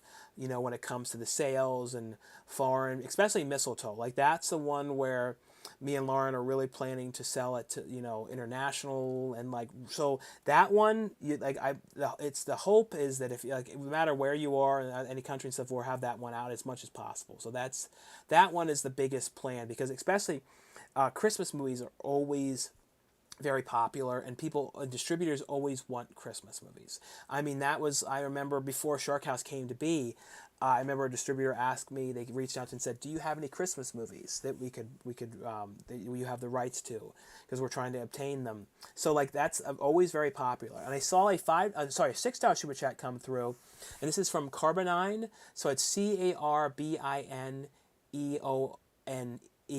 So I think it's Carbine 1. I think, like I said, I think I'm saying it wrong though. Sean, in the future, please do a GoFundMe, because we will surely donate for an 80s mall video. Laugh out loud. I won the lottery. I won the lottery. You would be the first to get the money. Oh, thanks. No, if also too, if we do a mall movie, mall horror film, I'll definitely do a crowdfunding on that too. I think that would do pretty well in crowdfunding, because people love horror, you know, mall films and stuff like that. So that, like I said, I've talked about that in the past. Anybody that has a mall, or knows a mall, or works in a mall, or manages a mall, like a dead mall that you think would be obtainable to shoot at, we could get permission to shoot during the off hours, or a mall that's closed and out of business, that's like basically abandoned, that you think the owner of the property would allow us to shoot in. I know we probably have to like, they'd tape off certain things, and that you'd have to have like very specific insurance and all this stuff. But yeah, I can guarantee it. But it would be worth it. It would be worth it. But I'd much rather have it be more like a dead mall that was open still, so it looked, you know, at least like it was alive still. You know what I mean? Because I want it to look like a real mall. So that's like a dream. So if anybody, like I said, anybody knows a mall or has access to a mall, let me know. I don't care what state it's in, because it's not a big thing to travel for it. Let's see, because really that would be the only location. And then we probably, no matter where it is, there's usually Gigster, and then you can rent house locations. So if we had to rent a home and stuff, we could just do that. Let's see, One Trip Down Memory Lane. Let's see, I love John Wayne. Do you like any of his movies? I've not really seen many John Wayne movies. Yeah, that is sad if he's in the nut house. I know. Do you own UHF on Blu-ray or VHS? I have it on DVD, but I don't think I have a Blu-ray of that one for some reason. Hey, but I look everywhere. You heard anything on the freaking Blu-ray of True Lies? No, they've been talking about it forever. It's like one of those things. I think when it finally does come out, it'll probably go to 4K first, and then it will have a Blu-ray with it. But that's my suspicion of how when it finally does come out. Let's see. What's your favorite horror movie of 2022 so far? Probably X is like out of ones I've seen. Have you seen the Elvis movie? No, I have not seen it yet. Thoughts on the Weird Al trailer? I thought it looked interesting. Like it looks slightly cheap. You know what I mean? But I don't know. Like I definitely would want to watch it though. Dawn of the Dead in the mall was great. I know. Did you like Halloween Kills? I thought it was good. I know there's a lot of people that have like mixed opinions on it. You should film Killer Clowns from Outer Space Part 2. Now, I know that the Chiodo brothers, though, if that movie ever does come to be, and it gets to happen, the Chiodo brothers are definitely 100% going to direct that. There's no way in hell they would be like, oh, no, you can direct this. No way, because I think they would be all about it. Elvis movie on YouTube 2020, open 24 hours is a good movie. That was actually really good. That was a very surprising one. Have you seen Ghosts of Mars? I did. I like that. I know some people don't like that. The Monsters remake, I saw the trailer, and I really don't know. It's one of those things where I really don't know what I think about it. Thoughts on The Fly? Yeah, The Fly is the Cronenberg film one I love. But I like the original one too. I think the original one's really good. It creeps me out though, that stuck in the fly and that help me thing. Some reason that is, to me, I don't know how to explain it. It's very disturbing. I don't know why. Someone says get Judy Greer. Judy Greer would be amazing. Remember rock and roll movie Times Square with Tim Curry? I do not think I saw that. That movie is rare to Times Square. You should sing cream, corn, and chocolate sauce. Yeah, cream, corn, and chocolate sauce. You still hang out with Cinestalker? I haven't seen Danny in a bit, but we definitely will do something soon again. How tall are you? You seem to tower over your friends. Yeah, I'm 6'2". You gonna watch They Slash Them because movie coming out to Peacock with Kevin Bacon? Oh, you mean the They There one? I think that one looks pretty good. Yeah, I'll definitely look at that. I don't have Peacock, so hopefully they do a Blu-ray of it. Have you seen Itchy the Killer? I have seen that one. Do you watch Red Letter Media? I haven't watched a lot of their stuff, but I have seen that. Are you into music too? Yeah, I like a lot of like synth music and like a lot of like 80s stuff, and I usually like have all these weird stuff, like I listen to certain songs and stuff at night before I go to sleep, and I have all kind of weird things I have to do have to do. I can't wait to watch Amityville Karen. Well, thanks so much. I can't wait for you guys that have got the Blu-ray so far to hear what you guys think of it and everything. Like, I'm really excited. I feel like it turned out really fun, and Lauren did such an amazing job playing Karen in there. Like I said, I cannot wait for you guys to see her in there. Let's see. Hey, Sean. Hey, I have a question. How do you think Dollar Tree sell good movies, in your opinion? They went and found The Strangers Prey at Night. No, I think they do have decent stuff, because basically the way the Dollar Tree works with that stuff is it's basically all overstock of stuff that's would be in Walmart and stuff like that that doesn't sell, or they have too much of it and stuff like that. Let's see. But no, I think you can actually find some pretty decent stuff in there. Trying to make sure I don't miss any of these. We used to have a dead mall, but ABQ revived it, so we think Windrock and Coronado Mall. I have a question too. Who's Candace? Candace? I don't know. There should be a 4K of The Abyss too. Yeah, the Abyss, that never even came to Blu-ray either. But that's a great movie too. And that's one of those movies too. I feel like when that movie came out, there was like so many movies kind of knocking off that type of movie. They were doing like movies about like people going underwater and like a weird creature and stuff. Because basically, what the Abyss was sort of kind of like an Aliens type thing, a little bit. But then like they did those other ones like Deep Star 6, which were like copies of the Abyss, but took it more of the alien direction though. Let's see. Favorite Simpsons character. I think Bart, but I always liked the character though that's not allowed to be around anymore. I won't lie. I always did like Apu though, because I like 7-Elevens too. So and like, I always been a fan of Slurpees and stuff. So like I don't know. I just like that character. So like I don't know. Have you seen WNFF Halloween special? If so, are you excited for the sequel? What's funny is you're asking about WNUFF Halloween special. I'm actually in that because I'm friends with the director. So if you watch that movie, there's a commercial in there for the dog store, the dog food store. That's my voice in there. So yeah. So that's me. Are you excited for the new Willow TV series? I saw the trailer for that. I'm looking forward to that. Any upcoming horror movies you're looking forward to, Sean? Coming up, just trying to think. I haven't seen a lot of stuff. Will you be selling signed Amityville Karen before I pre-order Amazon? No, I don't have anything to do, Dylan, whatsoever with like the Karen sales. So like, I don't have anything to do with selling them, shipping them. I don't profit from them or anything like that. It's all to SRS. So like, I don't have anything to do with any of that stuff. If I ever get to a convention or something, or if you see me at a convention, I definitely would sign them. But like I don't have like a system or anything, and like and Ron didn't ask me like to sign any or anything like that. But no, like for future ones though, like maybe for Mistletoe or something, we can set something up for if there's a physical release for that, or like maybe on one of the future campaigns, I could get a couple copies of like Karen on DVD and then have like, and that's not, I didn't think of that for perk wise. I could probably get some of them for cheaper and then have them be signed like perks. I bet people might like that, like because that might be a way to do it too. For future Indiegogo campaigns, and like me and Lauren can sign them and stuff like that. Let's see. You have memories of seeing Brave Little Toaster and Little Nemo Adventures in Slumberland. I don't remember seeing Brave Little Toaster in theaters, but I do remember seeing Little Nemo. Any upcoming horror movies? Will you be selling? What do you think about digital content? I don't mind. I mean, like, I love physical media and stuff, but I also, when it comes to from a filmmaking standpoint, and like from all the work that these movies are taking for me to do and everything, and especially the ones that me and Lauren have been doing recently, like there's a lot of work.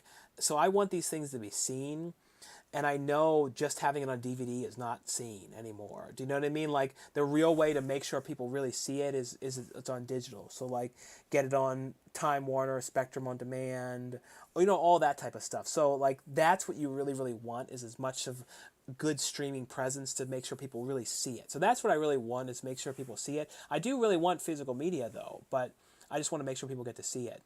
Let's see. Let's see, what do you think about digital? Where can I watch Scream Bloody Murder? Well, whenever it's going to be releasing, it's going to be a Tubi original, exclusive release. But like I said, I have nothing to do with it whatsoever anymore, so it's out of my hands, everything. But it's going to be on there. So it's going to be on as an original right next to like a Bruce Willis movie on there. So, I mean, I'm excited. I mean, people are going to see it. I mean, the amount of people that I know that watched Titanic 2 on there, which is an original, was immense. So it's like, it will be watched. You know what I mean? Like, so that's the thing. Let's see. Let's see. You should remake of your film The Cage Door with Lauren Francesca. That stalker story would be cool. No, I don't think I'd make Lauren be subjected to that. No. If you haven't subscribed to Cool Duder, you should. Let's get him to 100K. Don't you think, Sean? No, any of you guys who are new on here, definitely subscribe. I appreciate that. And I see a couple super chats that came in. I see one here from Carbine1, and it was a $5 super chat. And thanks so much, Carbine1. And he says, Duder, a Jason comes to the mall where the after hours employees are having a party would be cool. 80s is so style like Stranger Things. No, I know, like, it would be really cool. Like, I kind of want to do one with like a slasher type thing in the mall. I think that'd be definitely really really cool to do. And I see the $5 one here too, from Thanos. Hazmaturder. I know I'm saying that so wrong. I sort of like said it like Medea there. Hazmaturder, but it was Hazimitiou. And he said, what's a horror movie with really good CGI effects, Sean? What's your favorite horror movie from the 1980s decade, Sean? Like a movie with really good CGI? I'm trying to think, like, if you mean like for, like, nowadays.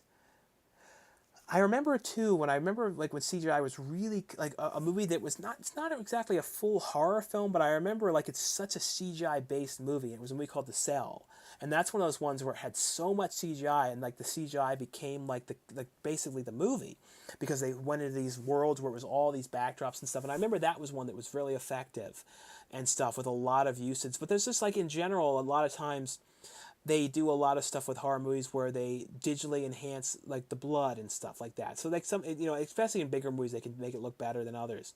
Favorite 80s horror movie though? It's so hard to say though on the exact like absolute favorite one. And sometimes I think Day of the Dead. I think that's like I love that one so much. Let's see.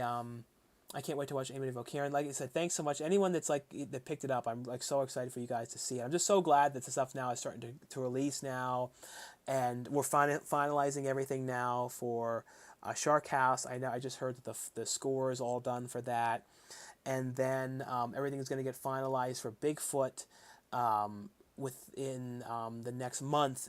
All of July, Bigfoot's going to get finalized. Amityville Bigfoot.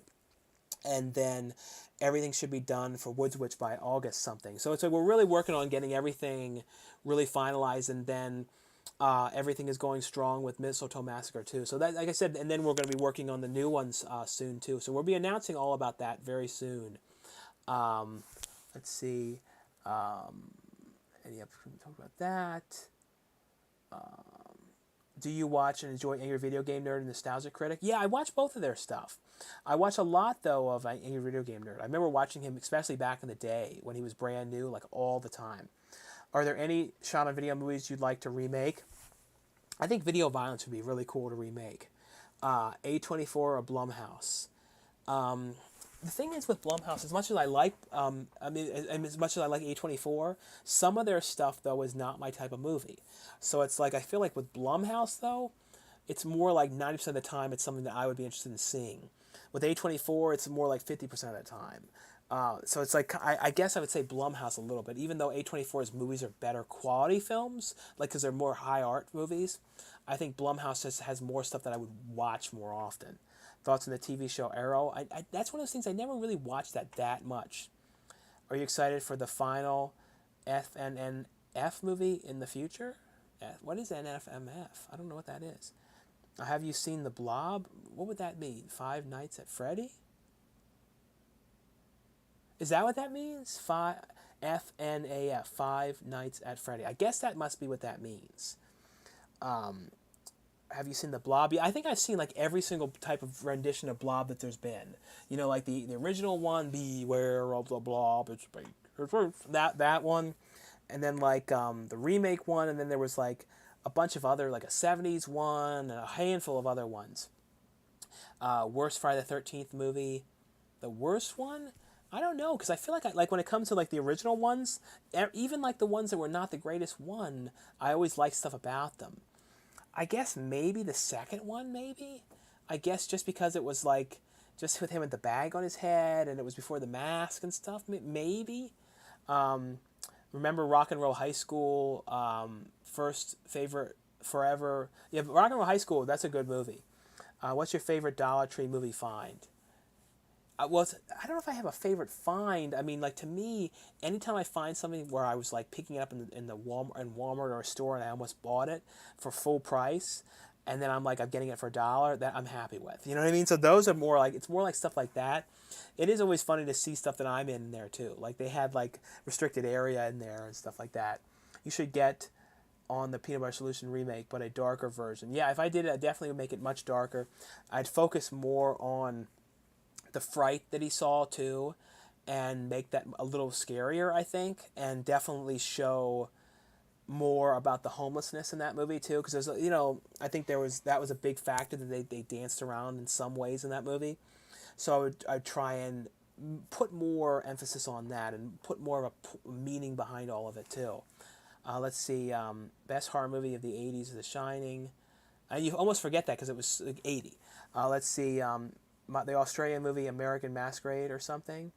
Oh yeah, that one was fun. Me and Lauren were playing characters that were auditioning someone for to be in a film. That was fun. There was some really fun improv in there. Any update on Sheer Bloody Murder?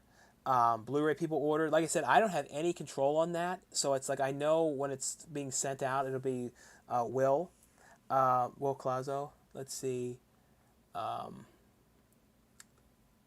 Yeah, that movie, I'm pretty much kind of off of that. Like I said, I don't. Whenever it does come on streaming, I'm not even going to talk about it, honestly. Let's see. But I do want you guys to see it, though, but I'm mentally not going to bring it up. Let's see. Return of the Living Dead is a lot of fun, too. It's a great movie. Thoughts on the last Texas Chainsaw Massacre movie? I liked it. I mean, I know some people didn't, but I thought it was fun. I had a fun time with it. Pinocchio Disney Plus, Tom Hanks. That looks fun to me. Best Friday the 13th movie. The best one, I think I kind of like the fourth one. It's like the most fun. I think because Crispin Glover's in it and Corey Feldman. Have you heard any contact with Richard Linklater? And do you think he's going to watch Amityville Bigfoot? No, I don't want to talk about any. I don't really good friends with Lorelai, so I don't want to talk about her father and stuff like that. Let's see. Where was I? Like I said, certain things I don't talk about other people's parents and stuff like that. Where was I now? You should. Thoughts on the last Texas Chainsaw? Sean, you watched the Boys TV series? I've never watched an episode of that in my life. Sean, what time is it where you live? It's 10:26, and I've been on here for now an hour and 32 minutes. So I guess I'll end up being on here for 2 hours. I usually try and do that. So guys, any of you guys that are on here now, pile in the questions now. We have super chats and stuff like that, but like I said, right now it seems like I'm getting pretty caught up. So feel free to ask all the questions you guys have and anything. And if you have any really weird questions, you can put them with the super chats. Let's see. Or the hats. Everyone always wants to take the hats. Only take off the hats for, super chats. It's like somebody on Chatterbait or something. Only cam girl with my hat. Let's see. My favorite movies you did was Treasure Chest of Horrors 2. Those shorts make me laugh so hard. Yeah, and those ones, that's fun. It's fun that people are seeing those again. Like, and that's why I do like the power of streaming in some ways, because so many people are seeing Treasure Chest of Horrors again. I'm getting like random messages from people that are seeing those on Tubi. So and they're not even promoted well on there. And that's why I know that when Scream Bloody Murder's on there, or Sheer Bloody Murder's on there, and I know when, like, Shark House eventually goes on there, and some of these other things get on there, I know it's going to be a very, very large amount of people that will see the stuff that I've done. And that's what I want. I want people to see it. And the thing is, even though Sheer Bloody Murder to me was a experience that really almost made me just like never want to make a movie again, or never even want to leave my house again, honestly, never even want to breathe again. It was just so bad for me. The thing is, though, it turned out good in some senses. I am proud of aspects of it, and not as a whole, but aspects of it I'm proud of. So, and I'm proud that I at least was able to get it done, and and I have a really good scene in the beginning with Scout and stuff like that. So that I'm happy with that.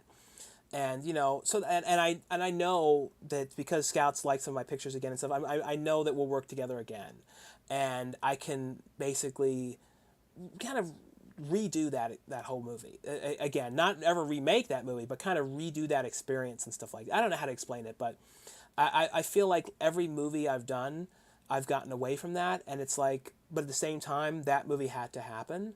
Because if it didn't happen, what I'm doing right now wouldn't have happened. You know what I mean? Without getting into everything. Let's see. But like I said, I'm glad people are seeing this stuff. So that's why I know that as much as like I said, love physical media, the streaming stuff, at least people will be able to see it. So that's what I really, really want. Is I really, really want people to see this stuff. Someone says Cooter has deleted so many people. I haven't deleted anybody. There are moderators I do have. So I have, like, throughout the years of doing live streams and stuff, like probably like 2 years now or so of heavily doing them every so often, I've added a couple people as admin, so there's probably at least a dozen people by now that have access to removing people and stuff like that. The bed looks really comfortable. No, yeah, yes. Let's see. Do you do any new horror movie collection? I know I need to do another collection video again. My favorite 80s horror flick, Terror Vision. Yeah, that's a really fun movie. It would be cool to get some Dokken in your next film. Dokken? What is Dokken? The first one was the best. Me Too. The bus scene was awesome. 1226. Disney movies classic. Rocking with Your Dokken. Dokken? Any Man from Uncle DVDs you have. 1960s. Man from Uncle? I don't know if I do or not. Let's see. Hey Sean, been a long time. Well, thanks so much, Juan, for coming back. Are you a fan of The Leprechaun in the Hood with Ice-T? Yes, I do. I like that movie. Like I like that a lot. What's your favorite comic book film? Probably Spider-Man, the Spider-Man movies. But like I really like the new one a lot. I really definitely did. I'm finally getting caught up with these questions. So like I said, guys, feel free to ask through all the questions that you guys have, and I'll be on here now for probably 2 full hours and stuff like that and everything. So let's see. Louisiana, LA hot. My garden needed watering twice today. The ladies were thirsty, so damn hot out. Smoke them if you got them. It's just like a bunch of random stuff he's saying. I have 7 of your movies on DVD. Karen will be the 8th. Well, how do you have them all on? Oh, do you mean the one? Well, okay, so movies that I've been in, yeah, because I was thinking all the other ones I'm in aren't out yet. But thanks so much for picking them up, though. I'm always cool that was so surreal too. Was at the last horror convention I was at. Somebody actually came up to me and had their artwork for these DVDs that I had, and we're like, "Oh, will you sign this, this, this, and this?" It was like all this stuff, and it was like sort of surreal. Like signing, they literally brought all this stuff in hopes that he'd run into me to sign. So I don't know, stuff like that is always this surreal. It's like, who would ever thought like stuff like that would happen and stuff like, I started doing these, back when I think back to the very early days of YouTube, I never would have expected that I would make it like to be able to do what I've done and to do these horror movies that are going to come out, and like one of them that's going to have a studio behind it and stuff like that. It's just stuff that I never in a million years would have thought would have happened. Do you know what I mean? Like this sort of fat guy doing videos, holding up DVDs and Blu-rays, and then like it spawned off into these other things. It's just like so weird. That's why it shows you guys like, you know, look at what I've done and look at the weird type of luck that I've had. And it just shows you guys, if you're passionate about something, just do it. Go after it and just do it. You know what I mean? Like, because if you really believe in yourself and you really have a drive for it and you just won't let it go, and like it's something that you won't let out of your life, you'll be successful at it. And I see a $5 super chat here from Carbine1. And thanks so much, Carbine1. And thanks so much for all the super chat donations this evening. I really, really appreciate them. If you do a movie, please include 80 cents, neon signs, and old school video game arcades. You definitely have to have 80 cents. All the music that I have in the movies too, I really like to try and have like synth stuff in there. The one composer that I would dream of getting is the composer that did the music in The Guest. Like that's something that I would love to get. But yeah, if that would be hard to do that, but I'd love to have like a replica of an 80s arcade, like one of those ones where they had the neon lights and it was all dark and all that kind of stuff. Ever seen Studio 666 with the Foo Fighters? I still need to watch that. I bought a copy of it though. Do you have any dream releases you want Vinegar Syndrome to put out? Yeah, I'd like them to put out Summer Camp Nightmare. That's one that I keep on thinking that they should really do. Yeah, Dokken did the music for Nightmare on Elm Street 3. Oh, okay. Is horror the bulk of your physical media collection? Probably like 75 to 80%. No, 70%. 70% I would say. Sean, would you sleep with Wet Movie 1 again? Would you sleep with Wet Movie? I never slept with Wet Movie 1 as it is. Is he telling different stories? Do you sleep with your hat on? No. I love when people like make jokes about the hat. It's like, guys, when you see these movies, it's like, I'm taking my hat off and stuff like that. Like, I took my hat off on a movie that a major company is putting out. Like, the whole movie. You know what I mean? Like, you know, so it's like, no, I don't give a shit. I just like, when it comes to how I present myself in my own videos on my own channel and everything, I just look how I want to look. You know what I mean? Like, if I want to wear a balding hat, I wear a balding hat. You know what I mean? Like, honestly, you can look however you want to look. It's always so weird when people... I don't know, just some of the things that people say sometimes. What's your favorite Kevin Smith movie and why? Probably, honestly, it's two of them they're the ones that I really like. Mallrats is my favorite one to watch, but his absolutely best movie is Chasing Amy. Chasing Amy is amazing. Like, that is like such a great movie. Like, the acting in there is so good. Everything like that is and this one of those movies too where it's just like I don't know, it's like you feel like after it's over you literally like live that experience, like there's like that's because it was that successful with everything in it. There's nothing in that movie that took you out of it, nothing of it that seemed forced, and I don't know, it was a very, very good movie. Let's see, thoughts on the Prey trailer. Oh yes, that one has Kevin Greavox in it, you know. Oh, my name is Kevin Greavox. He's in that movie. Hey, Sean, any new pet after Lulu? You like cats or dogs? Well, I'm really, really allergic to cats. And there's like really only specific cats that I could actually be around without being allergic. And I just don't know. You know what I mean? Like, it's just sort of a sad thing and everything. Let's see. Thumbs up, new, y'all. Alex Labor movie will release on Tuesday. I can't wait to see it. Hopefully the damn thing actually releases on Tuesday and we don't have any more, Jamie Kennedy videos saying it's going to be a little longer. And then also, Jamie Kennedy in the video, is it confirmed that Jamie Kennedy watches? Because we know Jamie Kennedy knows Brendan and watches Brendan's videos. But maybe Jamie Kennedy looks at my videos or has seen some of them because he called him Alex Labia. He said Alex Labia. And I'm the one that started that. So I'm just thinking... Okay, and he joked about it in this funny, weird way. So I'm like, is Jamie Kennedy looking at the... He must have looked at the video with me and him when I said that to him a lot, maybe? I don't know. It was just kind of strange. It was also a funny, weird thing. Let's see. But I'm definitely going to watch it. We're all going to have to watch Alex Labia movie, though, in stages, though. Because he didn't want to cut anything out of it, so it's over 2 hours and 40 minutes long. So we're going to have... I don't know if we can sit and watch that straight through without going nuts. But we'll have to watch it in stages, I think. Let's see. Sean, what's your net worth? Not great. It's what's better, 21 and over or Project X? I think 21 Over I like a little bit more. Let's see, favorite movie you've acted in.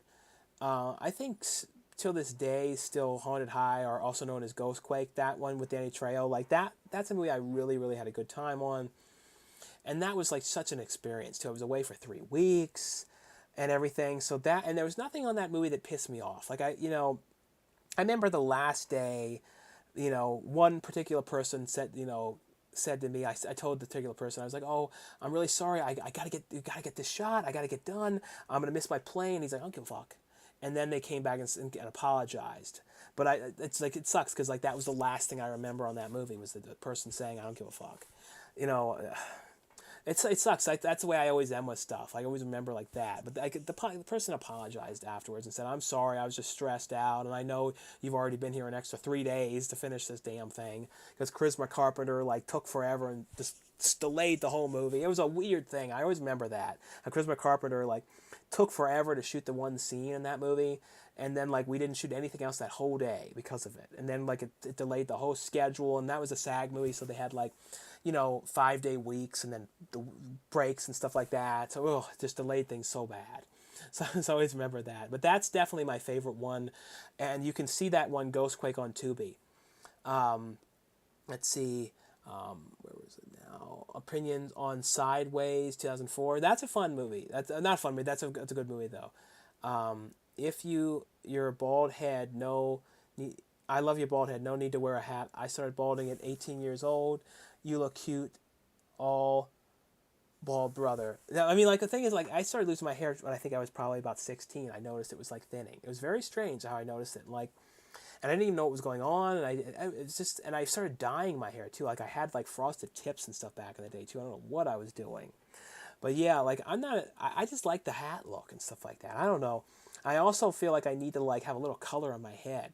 In Karen, I don't have the hat on, and I look so like palish and stuff. But Karen, though, I was in like when it came to an acting frame of mind, that was like my weirdest movie for acting, just because like I was coming off of Shark House, and it was taking me a long time to like get happy again after that character, because it was it was like basically I was manifesting everything that happened to me on Screen Bloody Murder, and all the negativity and all the sickness and everything that I had of like I don't know, it's hard to explain it, and I just channeled everything I had into that role and stuff like that. So it's like weird. But then like after that, I was like, for a little bit I thought, okay, I don't want to do it anymore. I can't act anymore. I can't do this anymore. And then basically they did that, and I had a little bit of, I had scenes in there, but it was not a lot. Then, I did Bigfoot, and that's the movie where I really, really had an amazing time acting again, because it was like me and Lauren had all the scenes together, and it was really, I had such a great time. So it's like, that was where I'm like, okay, this is a lighthearted, fun character, and this is what I want to do. Like, I don't want to play for a while like these dark characters that take me to that headspace. And I found out I have to shoot some more dialogue for Shark House, a couple like ADR some stuff, and I'm like, oh God, I don't want to get in that headspace again. Oh no. So I'm like dreading it. I'm just like, okay, I have to try to do these few lines for that, and I'm like, how am I going to do this? And then I'm just going to have to like immediately do it, and then like put on something positive and watch something funny and stuff, because I'm like, I don't know. I hate that I have to like get so fucked up again like that. Ugh. Let's see, Sean, you got to check out The Black Phone when you get a chance. I know, I really, really want to see that one. Hey, Sean, nice meeting you. Going to watch your movie on Tubi. Okay, cool, Cage. I appreciate that. Let me know too. When you watch, the movie, come back on here later, and you can like leave a comment under the video and like let me know what you thought of it and everything. Someone said surfing movies. I'm still trying to find Ghostquake. Watched it on Premiere TV, but never got it. I think it's available on the DVD went out of print, but then it's available in like a 4-movie pack or something like that from Mill Creek. Have you seen Splatter Farm? What are your thoughts? Yeah, I love Splatter Farm. I remember, I don't talk about this, and I'll talk about it now, I guess. I've told a few people, no, I'm not going to talk about it. Nothing wrong with wearing a hat. Yeah, I probably shouldn't. But basically, it involves the secondary director on Splatter Farm and his this other movie. But I don't. I'm not gonna bring that up. I think you should wear a bandana like Hulk Hogan. Do you watch? Did you watch Boy Meets World? Yeah, I watched like literally every single episode of that back in the day. Did you Tacos, Frosted Tips, and Don and Murph Old School? Yeah, I know, I know. What do you think of the gas prices and how it's affecting you in your daily life? No, I know they're terrible, and especially out in California, it's like $6.50 a gallon. It's just crazy. Are there any old movies you acted in but never released? Yeah, there was some. There was one called. Let me look on IMDb, and then I can kind of tell you guys go through the list of the movies and let you know, like, I'll start with the very, very beginning ones, and I'll tell you which ones never came out. Because there's a couple of them. There's definitely a lot that I know the world never saw. Body in a Dumpster, I don't think ever came out. 12/24 never came out, and that one was from 2008, and that one starred Tiffany Shepis. I do not know why that did not come out. Macabre Medicine, that was 2009. That has MJ in it. That never came out. The Limb Collector, they can't sell that movie anymore because the people that made it are high school principals and teachers. Hell House, that movie never came out. That one I really wanted to see. I filmed that one in West Virginia, and it has like Al Snow in it, the wrestler. It's crazy. Larry Butler is in that movie. I didn't see, that's insane. I have to talk to Larry about that. And Larry Butler's been in all my movies. That's crazy. I didn't even know that. So that one never came out. Let's see. Is there any other ones? It's all around that period of time. Insignificant Celluloid. I don't know if that ever came out. Are there any other ones that I know never came out? Oh yeah, this is one. PUTA, People for the Upstanding Treatment of Animals. That's one, and that was one I was really excited about because I got to get in makeup, and Debbie Rochon is in the movie with me, and we had like a fun scene together, but no one ever saw that one. But other than that, I think that's like all the main like early days ones that never came out. Luckily enough, thank God, everything I'm doing now for the most part is coming out. Oh yeah, one of the other ones was The Lashman. That kind of had they played that on a few things, but there's never been a physical release. I'm hoping at some point they put it out somewhere. Can you and Dweebo reunite the dance team? Yeah, the dance team. I used to do a lot of those songs. That one, my favorite one was the Hong Kong one that I decided to take a trip down to Hong Kong, Hong Kong, motherfucking China. But I forgot one very important thing. I forgot a pair of my underpants. You wouldn't believe how hard it was to find a pair in my side. So every single person in Hong Kong is so small, so small. Every single person in Hong Kong has a small Johnson, small Johnson. So I still know all the words to those songs. Someday I have to try and do another song again. What I need, if I ever did it again singing, I would need to have somebody make me the beats and have beats that I could have the licensing to use and could use them in something. You know what I mean? What is the weirdest film you've acted in? Honestly, my own stuff, I think. I think I'm doing the weirdest stuff. I think Bigfoot's going to weird a lot of people out. But I think my stuff is pretty weird. We need Blu-ray collection of the complete Sean C. Phillips. Yeah, maybe someday. You know, like I'm some old man and they're like like a small like company that's doing like, Blu-rays. That'd be like a Vinegar Syndrome company. And or maybe there'd be 8K discs then or some weird thing. And they'd be like putting together like a collection. I heard you died on a jet ski accident in south of Bahamas. Good to see you well, my friend. No, I know I died and I came back. Hey, cool duder. Big fan, bro. I was just wondering if you have seen Drobit Taylor and what are your thoughts on it? Yeah, wasn't that one that was John Hughes wrote that movie and then kind of like or wrote the story to it. But I love that movie. I remember seeing that in theaters. But I know though that it put Owen Wilson in a really bad headspace though. Like he got like suicidal after that and stuff like that. So that's the one thing though. I always feel kind of bad about liking it because I know that I feel like that was the movie that for some reason set off Owen Wilson and stuff like that. Sean, what do you think of the 1996 movie Flirting with Disaster with Ben Stiller and Theo Leone? That was a fun movie. I used to really like that back then. I watched that one all the time. Did you see this Turbulence trilogy is apparently coming to Blu-ray? I might have seen something about the Turbulence trilogy. I don't know. I remember really, really liking the first movie, though, when that first came out. And I see a $5 super chat from Carbine1. Thanks so much, Carbine1, for all the super chat donations this evening. Do you ever get in trouble when you used to explore those hotels after hours with Dweebo back in the day? Yeah, if you remember, there's a bunch. I used to do like videos with my brother when we'd go to like little like trips to like Pennsylvania, or like we basically would go to the King of Prussia Mall during Christmas time. We like to do that stuff. So every time we would go to a hotel, or even in Florida or anywhere, I like to do tours of the hotels. Like any hotel as it is now, that all started because of the movie The Witches for me. Like as a kid, like that movie was I mean, still to this day I love The Witches. And anytime I think of hotels, I think of just kind of being like Luke and going around and exploring the hotel. That's why I do that. And to this day I like to look at hotels. I like to walk around. I don't know. I'm very, very strange. But like, that but I always love doing videos, doing little tours of them. But I never, as far as I can remember, no one ever said anything, because we used to do them so late at night too. It was like 1 o'clock in the morning, 2 o'clock in the morning. So there was really never anybody around or anything like that when we would do those tours. Let's see. Do you like any of the Hellraiser sequels? Yeah, I like the third one, and I also like the Hellraiser Hellworld. That one I really like a lot.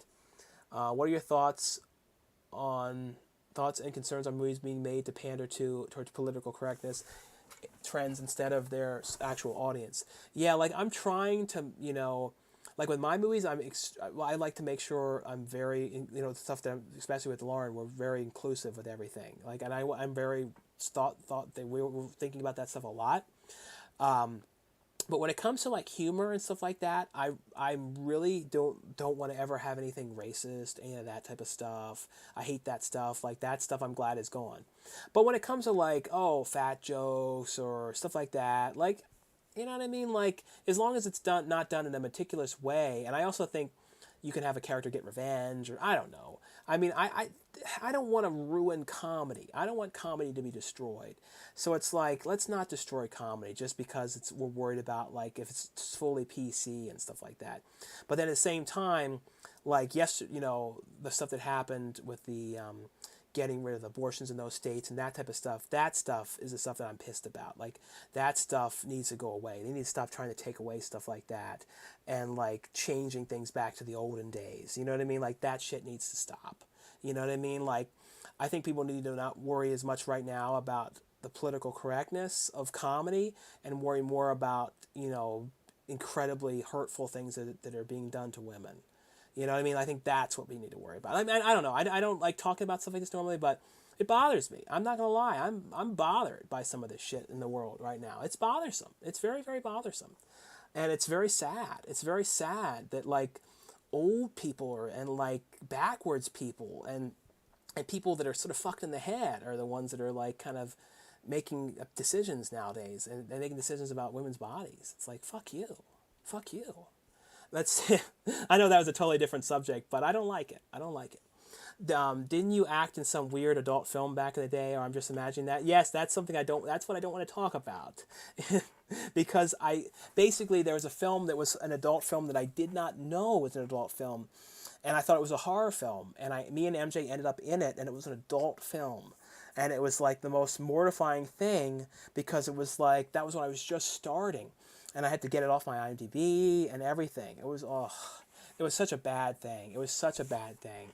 And I was like so worried about it for a while, and I was worried that I was like going to get like in trouble, and I wasn't going to get to act anymore because of it and everything. And it was like a total mistake. And I didn't know, and I probably should have sued the director about it back in the day and everything, because it was a false advertising, and I thought I was in a horror movie. And he didn't even ID check or anything, because like I said, this movie that I ended up being in back in the day was a full porno, X-rated porno.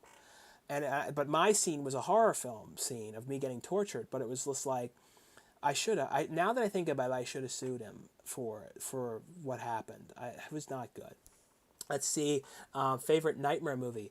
Out of all, definitely the first movie, but I really like, was it the fourth one? I think the fourth one I really like a lot too. Let's see, Sean, what did you think of the 1990 movie Arlington Road with Jeff Bridges and Tim Robbins? Arlington Road, that's a great movie.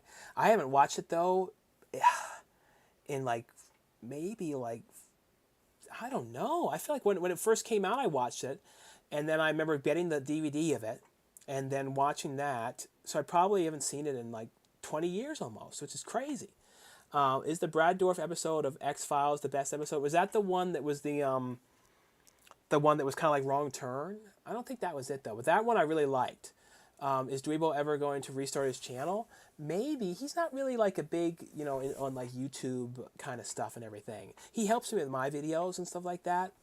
I remember you from Die Hard 2, how you been from Die Hard 2. Oh, Bruce Willis is like the Bruce Willis came in here. Well, if you are the Bruce Willis, I know you retired the Bruce Willis, but we could put together a horror movie for you. We can't pay, we can't pay the $1.5 million a day for you, but we could do like $2,000 to $5,000 a day. Does that work for you, Mr. Willis? Actually, Owen Wilson felt that way because Kate Hudson dumped him after they dated Yumi and Dupree. Oh, I didn't know that. That was what it was. Just watch Clown on Tubi. It was brutal as F. Oh, Clown. Oh, hey, David. Yeah, Clown. That was the one when the clown mask gets stuck on his face. I liked that movie. That was really good. It's crazy to think, David, that we're going to be on there, on Tubi with Cheer Bloody Murder. Did you see Black Phone movie? It's pretty good. No, not yet. Like I said, I really want to see that. What happens when we die? I think me, though, out of everything that connects to me the most about death and everything is the Albert Brooks movie, Defending Your Life. Like I watched that again, and I'm like, okay, I can understand this movie. I can accept that this could be what it was. That you live, and then basically, when you die, you kind of are in this sort of waiting stage where you kind of figure out if you go forward to what could be forward, or either you go and you have another life. And I kind of feel like that's the case. I don't know how to explain it, but I do feel like that. But deep down though, the way I live my life though, it doesn't matter, anyone can have any views that they have on everything. But the way I live my life is that you live one life. This is my life. And I have to make sure I'm doing what makes me happy. I have to not have regrets. And if there's something that I need to say or whatever, I need to say it, because I have so many things in the past where I just have regrets of not saying things. So nowadays, I'm just much more open about everything. I'm trying to that's why I like Defending Your Life, because it was talking about fear and getting over fear and not being led by fear and all this type of stuff. And that's a very good message, that you cannot be led by fear. You cannot let certain things make you be afraid of doing things. And believe me, I'm the culprit of that a lot in the past. It took me a long time to really wake up, to be where I am now, to being able to do this stuff. Because me, like 5 years ago, from 5 years ago knew what I was doing now, the 5 years ago me would probably go hide in the corner and lock the door and hide, and because it's like wouldn't be able to figure this out.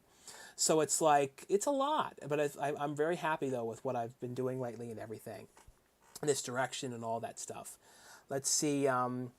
Are you still friends with Cool Duder? I am Cool Duder. Ran into you at Monsterpalooza. Let's see. You're always very friendly. Also, wanted to say how much I appreciate you being passionate about the industry. Much love. Well, thanks so much, Dustin. It was great meeting you at the Monsterpalooza as well. Damn, they must have tricked you on purpose. Yeah, maybe. Sean, what are some underrated Gene Hackman movies? Well, my favorite Gene Hackman movie is definitely The Birdcage. Like that's the one that I absolutely love.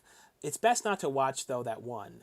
Welcome to Mooseport, like his last movie. I feel like don't watch that one. It's kind of funny, I guess, but it's just sad that was like his last movie. He retired with this like stupid golf movie.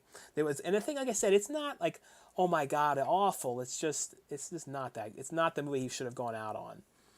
Let's see. Wow, this is how to treat someone that's been watching your videos for. What question are you asking, Tony? I don't even know what you're asking. What did Tony ask? Does anyone know what Tony asked? Because Tony's mad. Let's see if we can find Tony's question. I don't even see it's a question. Where the hell is Tony's question? Tony Harris, what's your favorite Nightmare on Elm Street movie? I thought I talked about that. I said said your favorite Nightmare on Elm Street movie, and I said the fourth one. What? Let's see. Do you like any Hellraiser sequels? I talked about that already. Do you like Akira Kurosawa's movies? I don't know. Sci-fi old TV shows? Old sci-fi shows? Like, I don't know. Thoughts on Netflix doing a sequel to the Texas Chainsaw Massacre that they did? I didn't know they were making one. I mean, I'll watch it. I won't get into politics of recent events, but I think we all like films to be an escape from the world's issues and just be entertained. That's true. Like, that's the thing with all the movies, especially the ones that me and Lauren are doing. We're trying to really, make them just be escapes. And I don't want to have, lots of world reminders and stuff like that in them. You know what I mean? Like, it's supposed to be an escape and fun and not bum you out or anything like that. Have you seen the Spanish clown film, The Last Circus? Yes, I have seen that one. I farted in the shower once and little bits of carrots and other stuff came out. Oh, that's disgusting. But if that was your truth and you needed to share it, I guess we all appreciate you for that. Do you believe in aliens? And did you hear that the government admitting UFOs are real? I've seen a UFO before. I feel like if there are UFOs, there was this one time years and years ago that I felt like I saw one. And it was like this weird field in Pennsylvania. We were driving really late at night. And I remember these weird things were flying up there. And that was like the one time I feel like maybe. Let's see. Don't be a wanker. Look for your soul. Look for your soul. But your soul is, you've seen Defending Your Life. It's about your souls.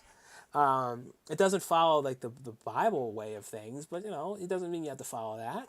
Hello, portions of the interwebs seem to think you are Sonny Benson Trasher, the little brother from the Edison twins. Is that how I found your channel? Any thoughts? From the Edison twins? What the hell is the Edison twins? I don't know what that is. Would you choose Crispin Glover to play you in the movie? Well, Crispin Glover couldn't play me because he would be too old. But he would be fun to work with. I definitely would love to work with Crispin Glover. That would be amazing. Ever used to watch Scare Tactics? Yeah, I used to watch that all the time. I like those hidden camera type things. I remember when they put out the Candid Camera DVDs. I remember I bought them and watched through them like crazy. I love all those kind of stuff. I love the Jamie Kennedy Experiment. Even though I feel like that show couldn't in a million years play on TV now. Not in a million years. If Jamie Kennedy is hoping for that show to syndicate someday, it's no. Because it's it would have to be, everything would have to be cut out of it. You know what I mean? These characters that he played, he couldn't play. He could not play that anymore. It's that's why I always worry about Jamie. I'm oh God, I hope he doesn't get canceled someday for Jamie Kennedy Experiment if people start talking about it again. Oh, that's because it's some of the stuff that he did back then on that show. It was funny though, but it wasn't appropriate. Let's see. Do you like Friday the 13th Part 5? Do you like Dominic Basco's acting? Dominic Basco's? I don't remember him in that, but I like the fifth one. The Black Film was great. Just don't expect a horror film. It's a smart thriller worth watching. Would you like to make a movie about Brendan Scrub? Who is that? Let's see. Ever used to watch Scare? I talked about that. You should hire Warwick Davis for your next movie. Oh, that'd be impossible because Warwick Davis, since he's in the new Willow show, that would be absolutely impossible. And there's also next to no chance now of him doing another Leprechaun because unless it would be years from now. Let's see. I may have asked this before. This happens. Miss Scoperly, he was on YouTube years ago and a mustache and glasses. Do you like Hank Williams III? I don't know really Hank Williams. I mean, I think I know him, but I don't really follow him very much. Did you watch season 2 of the Cursed films? I have not seen season 2 of Cursed films. Scare Tactics with Bigfoot was great. Would you do a remake of Heavyweights? That'd be really fun to do. Would you get Carrot Top in your movies? Chairman of the Board was a childhood favorite of mine. Yeah, I won't lie. The idea of getting Carrot Top has been tossed around quite a few times. So he's definitely somebody that I think would be really, really fun to get. But I would really want to make sure it was a good role. Like, I don't like getting somebody in a movie and then having it just be like a total throwaway cameo. Like, all the stuff that I've been doing, I feel like we're doing a decent job making sure people are having really decent roles. And I think, like, when you guys see Karen too, you're gonna be really surprised with how much James Duvall's in the movie, because it's like we only had James, I think, like 9 hours, but he's in that movie. I mean, a large amount of the movie. When you guys watch it, those of you who have seen it, you'll see. Let's see. I've been on here now for 2 hours and 8 minutes, so I think I'm probably going to get off in a second. I'll just go through some of these last ones. I've been on here a lot longer than I thought. Let's see. Do you like King of the Hill series? I do. I love King of the Hill. My brother absolutely loves that show. Do you prefer ham and cheese, toasted sandwiches, or turkey? I actually don't eat meat. Let's see, Walmart DVD, Blu-ray, 4K Black Friday. Hopefully there's Black Friday this year. Like, because like there really wasn't like a real Black Friday like this last one. So I wonder if we're gonna get back to like the real like deal Black Friday when they like open up and people line up and all that stuff again. Ever watched MTV Fear Show? I love that show. When the Fear Show was when they would go into like dark rooms with a camera strapped to themselves and kind of like film their reactions and stuff like that. Do you like salt and vinegar chips or nah? Salt and vinegar chips, yeah. Like, if I liked, if I ever have them or anything like that, I would prefer. I don't really eat chips, but if I do, I would prefer to get like Utz chips. Thank you. Let's see. Do you play F&D mods? Final Night. Does that mean Five Nights at Freddy's? What does F&D mods mean? Have you seen Gone Fishing with Joe Pesci and Danny Glover? Yeah, I like that movie. A lot of people hate that film, but I do. Have you ever met a famous director? Yeah, I mean, like lots of people throughout the years. Like I'm trying to think, who was the most famous director that I ever met? I don't know. Like, I know I guess Jon Favreau, I would probably say, because I saw him walking around. I saw Sam Raimi. Yeah, so probably Sam Raimi and Jon Favreau, because the Comic-Con. What was your favorite character from the TV show Lost? I never watched that show. Did Luna Meow pass away? No, she's around. She just doesn't do stuff anymore online. I think what happened was I think people were just so weird in the comments to her. That's the only guess I can think of. But anyway, though, guys, I've been on here now for 2 hours and 10 minutes, and like I said, I've been trying to do these now, usually on the weekends. Every Saturday for the most part, and sometimes on Fridays. But anyway, though, guys, thanks so much for those you guys who have come on here, and any of you guys too that watch Amityville Karen that ordered the Blu-ray. Definitely let me know what you guys think. I cannot wait to hear what you guys think of the movie. But thanks again, guys, for coming on, and I'll talk to you guys later. Bye.